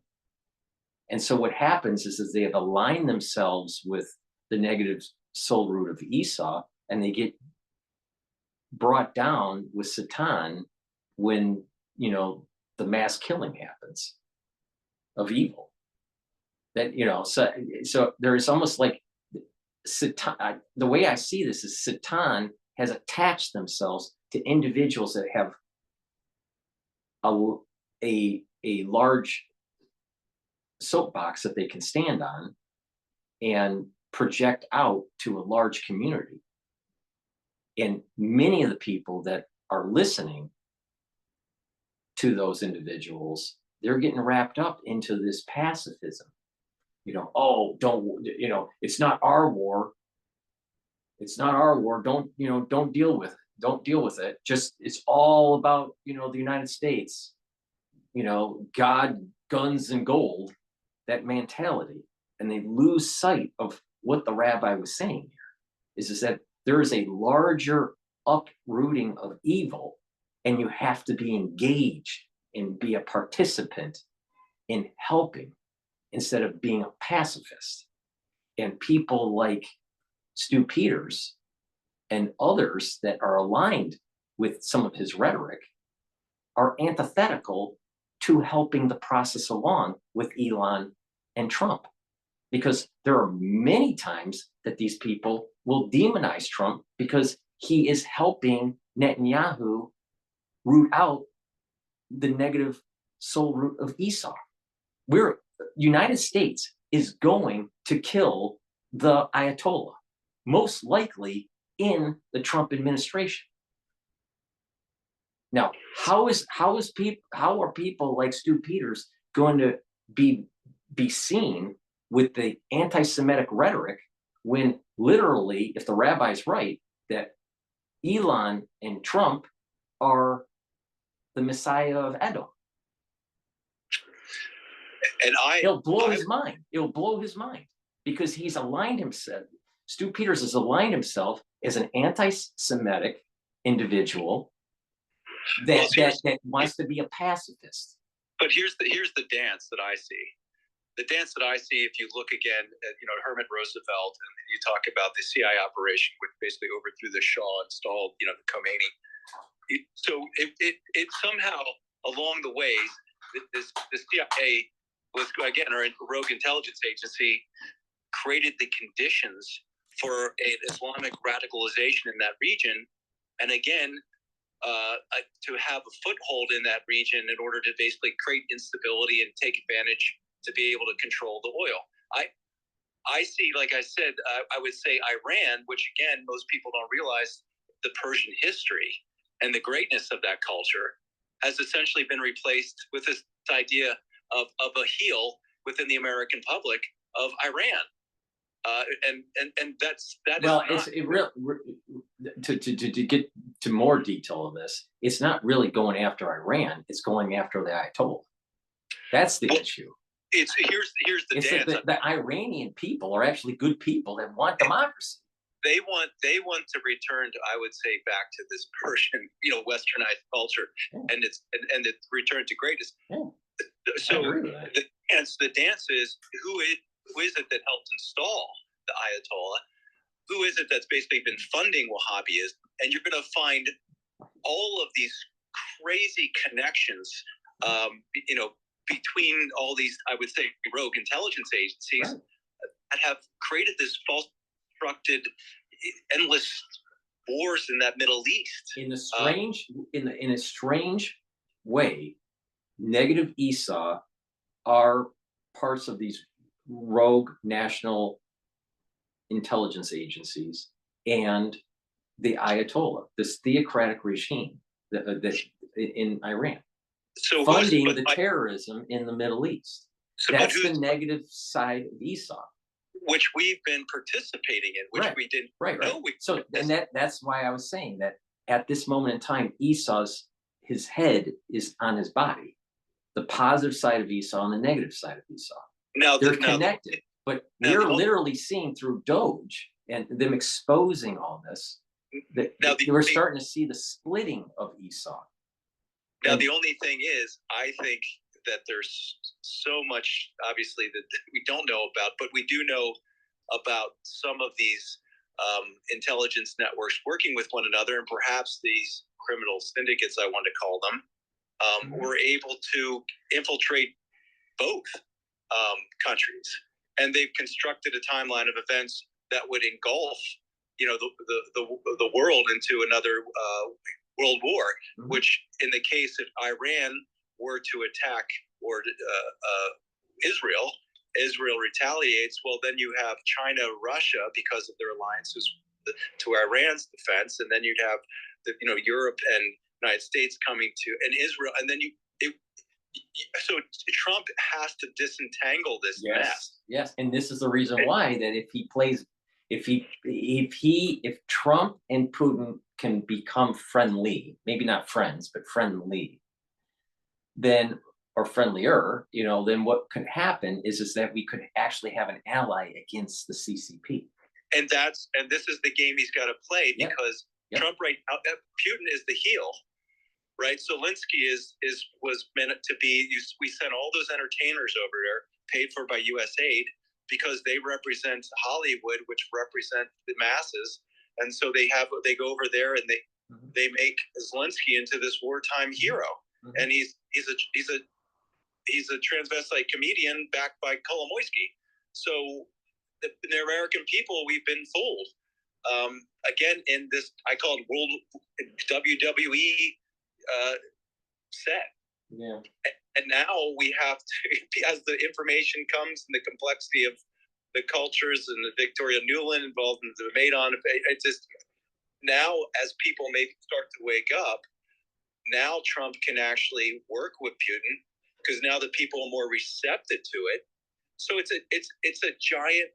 He's playing a game of working within this framework, as Overton window, of allowing the American people to wake up to this corruption, so that he can pull out of Ukraine in a way that the people who aren't awake can at least think that a deal was made that they feel good about. And once that deal's settled, then he can now disentangle the Iran-Israel conflict, walk that back. He already has Saudi Arabia, and now you have Neom. There's that new city being constructed.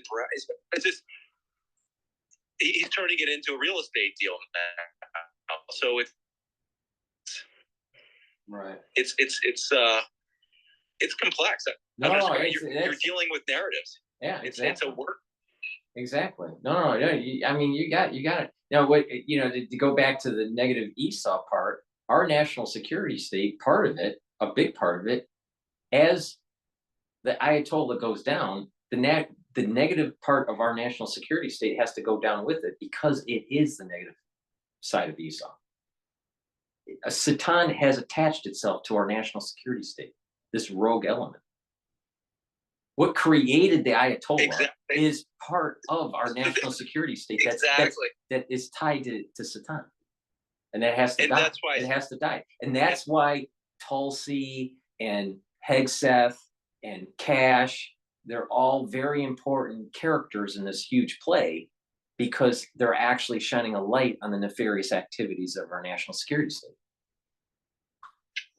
Yeah, and I think the fact that they're going after their cartels now, I think that kind of gives me a pretty optimistic, because that whole narco trafficking network was Trump. It's shutting down the black ops of the CIA. And you had the largest fentanyl plant in Canada. I didn't know that.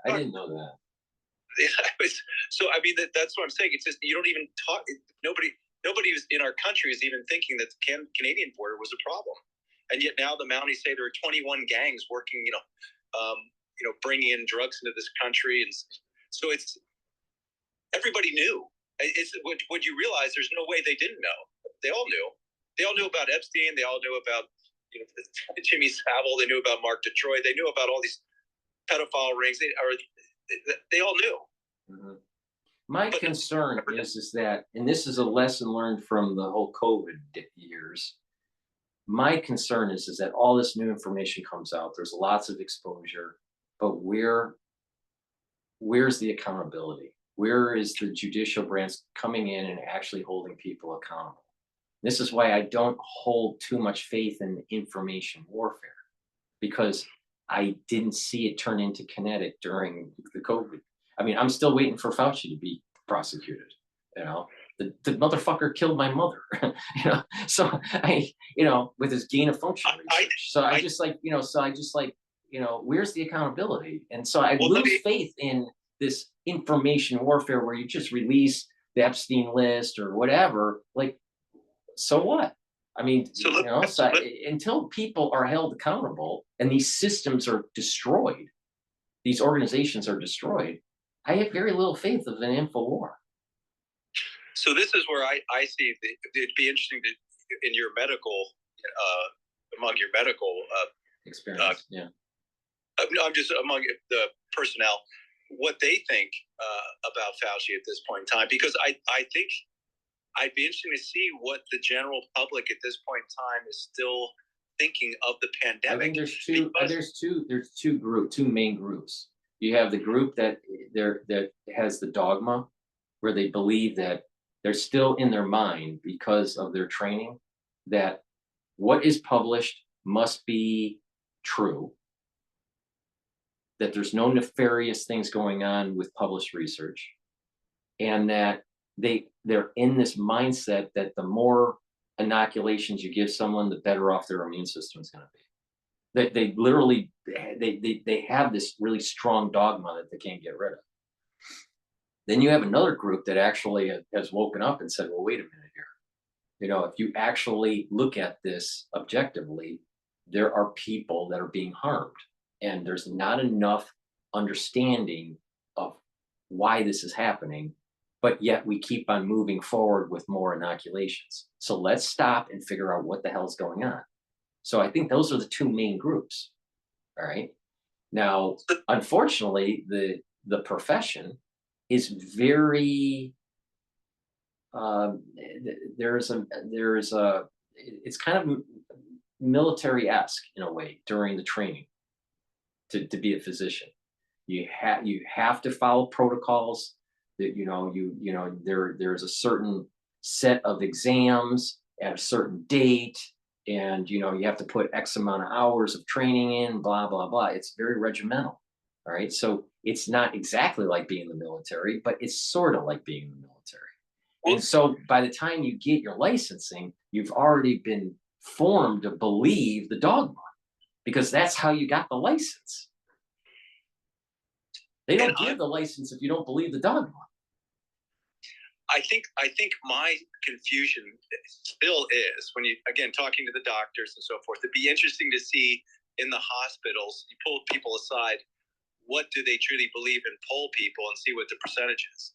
I think the one thing where you're talking about Fauci, I think not only if you look at those percentages, they're probably still about 50-50, or might even be less, who still think there was something nefarious or think that there's something wrong. I would agree with you that about 50. I would say that it's close to 50% of healthcare workers that would say that there were nefarious things going on with COVID and the inoculations. So that's only 50%. And then if among the 50 who thought there was nefarious, I don't think they have any idea about the bioweapons programs, right? I don't think they've looked at some Dr. Martin, who was looking at the patents and so forth back to the anthrax in 2008. So I think that's less than 25%. Maybe 10%, maybe 10 to 20%, maybe. The thing is that, Martin's not on their radar. This just totally, people like Martin are just not on their radar with these for these physicians. And part of it is that they're too busy. Another part of it is that,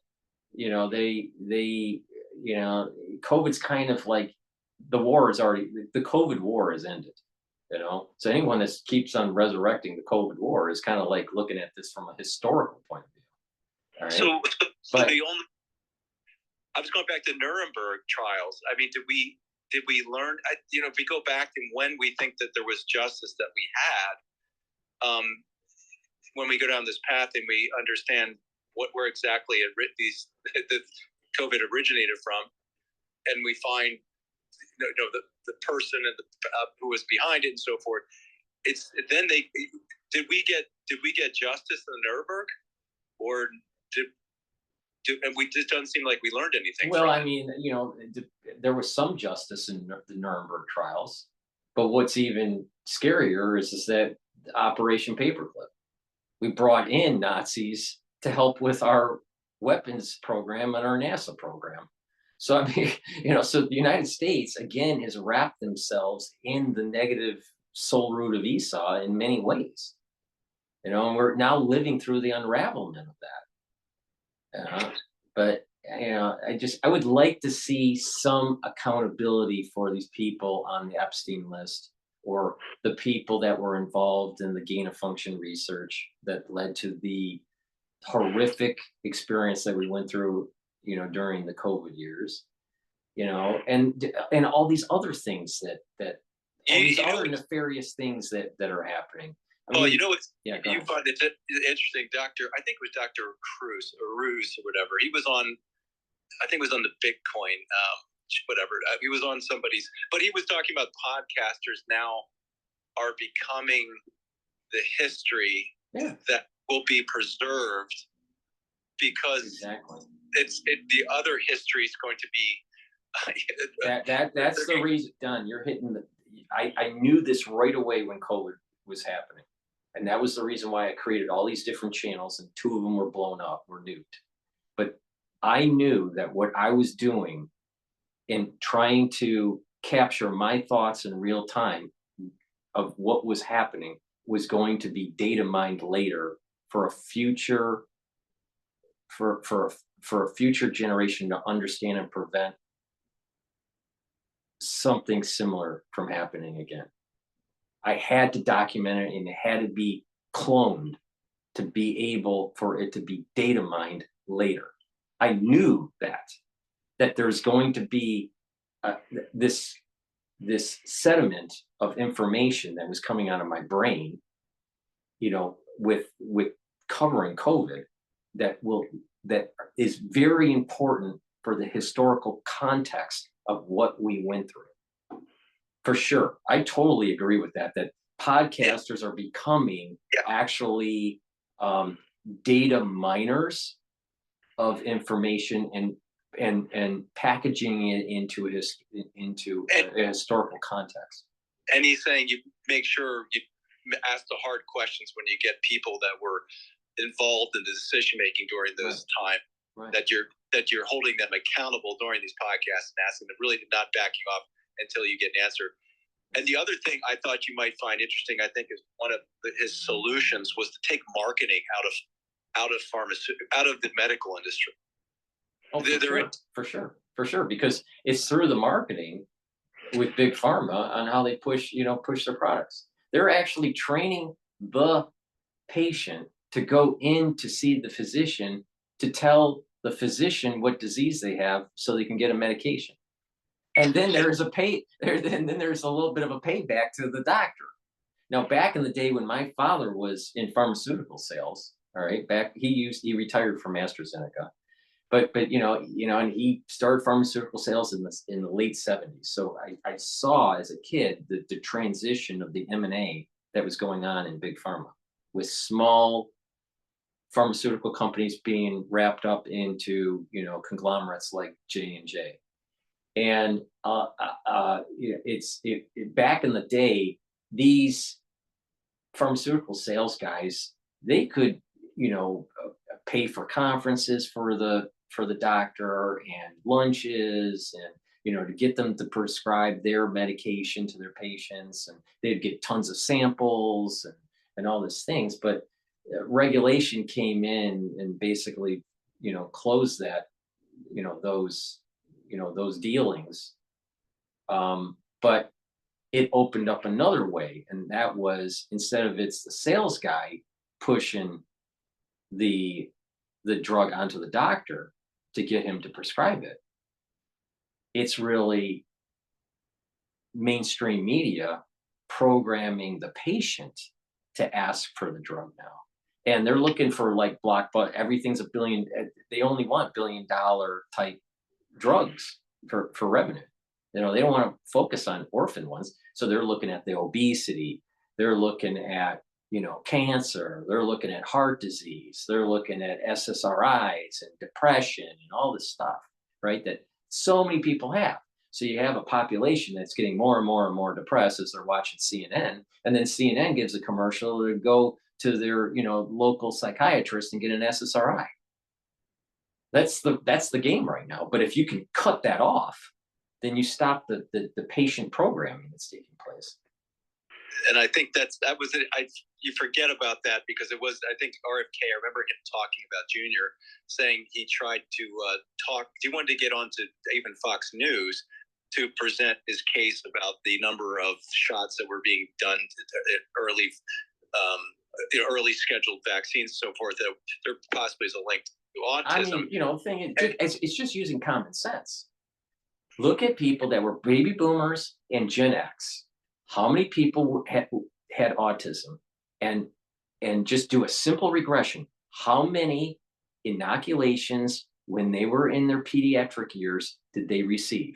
And then compare it to the number of incidences of, you know, of vaccine injury or autism, however you want to measure it, to the number of inoculations that someone gets that is Gen Y or millennial or whatever. And you'll notice in that regression that there seems to be a correlation. Can't prove causation with just that analysis, but there is a correlation between the number of inoculations in the pediatric years and autism. And so further research shows that these people have a pruning issue when the brain is going through its pruning process during adolescence. And so we have a plethora of people that have ADHD now. We have a plethora of people that can't learn. Now, some of it's environmental, but there is something going on with this over scheduling during the pediatric years. Now, I'm not saying that all inoculations are bad, but the thing is there's definitely a problem with the schedule. But Big Pharma needs it. Big Pharma makes money on it, and they don't. And they don't have the liability, so they don't care. And that's what Roger Ailes said. He said that I can't put you on, but I would love to because his kid had.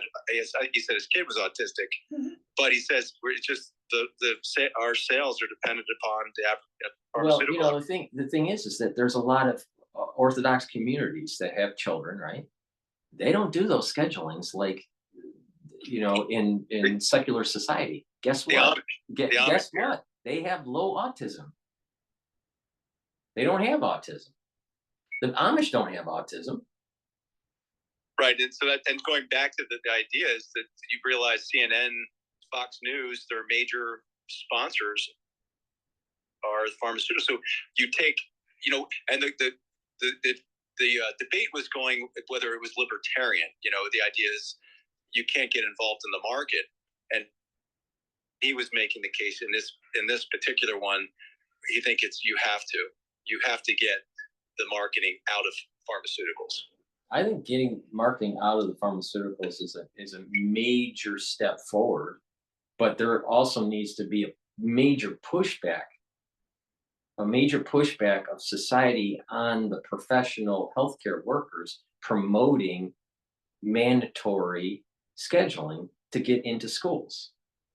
See, where they get where they get the parents is they say, you can't send your kid to public school or even private school unless they have a certain scheduling of vaccines. That's how they get them. And so many people would say, okay, I'm just going to do a homeschool. And there's some parents have the wherewithal to do that and they're successful. Some parents don't have the wherewithal and they're not successful. But the thing is that we have a society that forces the parents' hand where they have to follow, quote, the professional, not recommendation, but mandate. There's a mandate with these, unless you can prove because of some sort of medical condition, blah, blah, blah.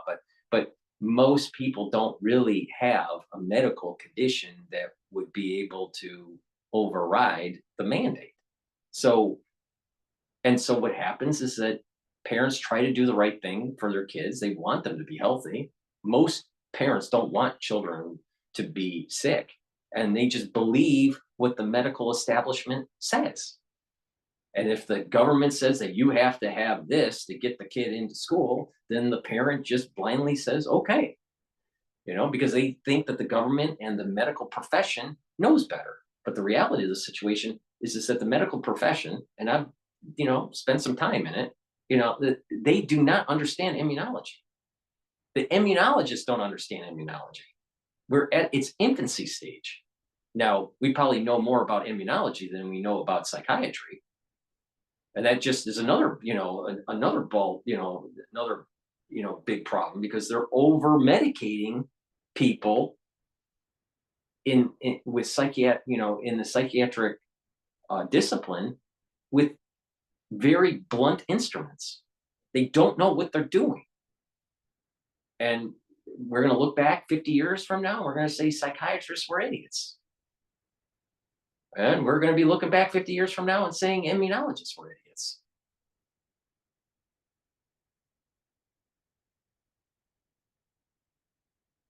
You still there? Yeah, no, I'm actually, I may lose you. I'm going to be tipping into another hill here. Yeah, but I agree that, it is getting late though, Don. It's time for me to go to bed. But the thing is that there is a problem that's going on in society. Now, I don't know if I'm even going to have a strike on this conversation, because we're streaming on YouTube, and when I repost, that's when I get the strike. So it'd be interesting to see if I get a strike on this conversation that we've had. But the thing is that I'll take a look and take some notes at Rabbi, what those 4 bullet points that he mentioned. Yeah, around redemption. Yeah. Because he goes off. He warms up slowly to it. He's trying to educate the ones that are listening, so they're up to speed, and then he goes into the whole Trump and Elon thing. But it takes him almost like halfway into the video to get there. But I should replay it actually live and do comments about it. But yeah, I thought that was a good video. I think I learned stuff from it. But we're living in very interesting times, but it's beyond just interesting. It's biblical. We're living through a biblical phases in this, and I personally think we're all in Egypt, and we're getting ready. Maybe it's our children or our children's children generation, but mankind's getting ready for the mass exodus out of their slavery. And what we are doing today, and what Trump and Elon is doing today, is setting in motion for that to happen. Now, hopefully it happens in our lifetime. Maybe it doesn't. I don't know. But something big's happening, that's for sure. I'm looking back, at over 50 years of my life, and I've never seen anything like this. I've never experienced any feeling like this ever. This is something unique. There's something special about what's happening here. So. Yeah, can you hear me? Yeah, I can hear you. 100%. I keep going back. I'm seeing people close to me as well, just having some type of a little bit, and I think we're. And I think it's funny. One of the guys that I do follow, Armstrong, who has a model that on confidence model. He even has these spiritual cycles, right? That we're entering the age of Aquarius, from Pisces, and And the thing, the other guy, I kind of look to. I always try to look at Netflix and who the people that are elevated. They go on Rogan and so forth. So you have people like Randall Carlson, and you have people Graham Hancock that are talking about even these 12,000. You're talking about the Younger Dryas. You're talking about when you're with Plato and Atlantis. There are even geophysical events that are happening, right? That are happening alongside this. Mm-hmm. And we may be entering some type of geophysical event as well. That right, and in the Talmud and in biblical texts, it said that the actual climate for Israel will be more conducive to growing crops. So the climate has to change in the Middle East.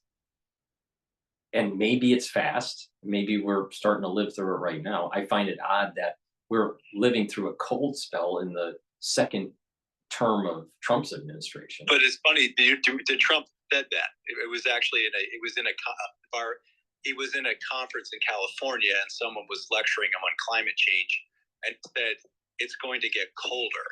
Yeah.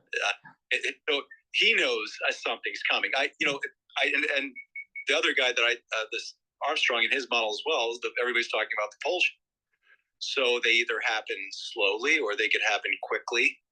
It could be the pole shift or a combination of the pole shift and maybe even the cold and the heat circulation within the Atlantic Ocean. Right. The conveyor system. The conveyor system. Yeah. I think there's a lot of things to play. The solar cycles and so forth. It's obviously things that I can't. It's kind of fun to hear. And what you find also is like Einstein was even interested in this in these shifts as well. And I think he was following a guy whose work Hapwood. So even like these big brains were very interested in these events, just for the reason I think the evolutionary thought that things happen on incremental level. Well, in fact, maybe we see these massive changes in these catastrophic events, and perhaps they happen more often than we think. So it's a challenge even to sort of this Darwinian theory of its play on our evolution. So, I mean, even geologists and archaeologists are saying that Egypt is a lot older than the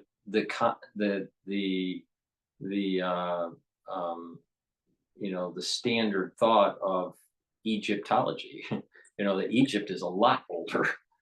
And it's like you're saying, it's hard for me not to imagine now that all of a sudden we have LiDAR, and now we're finding all of these civilizations, all these different. Right. And the pyramids aren't just a bunch of stones just stacked up to bury a pharaoh.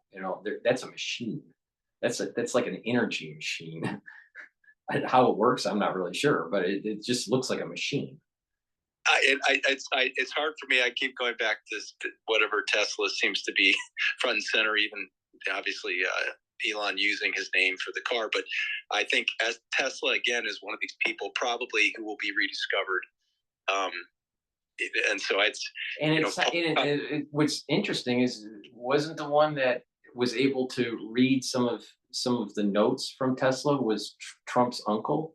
Trump's uncle, yes. So Trump's tied to Tesla. It's so this is so like out of this world. It's like sci-fi. Exactly. That's why it feels like sci-fi now. It's almost like there are multiple timelines. And we went through a timeline where Trump looks like 2016 disrupted a timeline that was supposed to play out, in which possibly we would have seen World War III. But we still had to go through 4 years of Biden because the people weren't awake quite yet to understand the true level of evil that have infiltrated most of our government institutions. We weren't ready yet for redemption. Right. All right. Well, we're gonna let that be for tonight, and we'll pick it up on the next transmission. But I appreciate the talk, Don. I like our conversations and getting and recording it and putting it out there for the historians. But I appreciate it. Thank you very much. You have a good night. You too, Paul. All right. Bye-bye.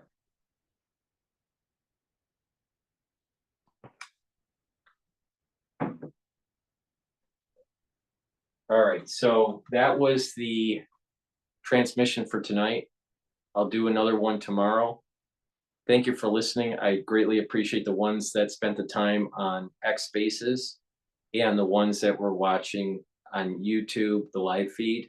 I will repost this. Hopefully I don't get a strike on YouTube. Hopefully. I just got off one, got off a strike just yesterday. But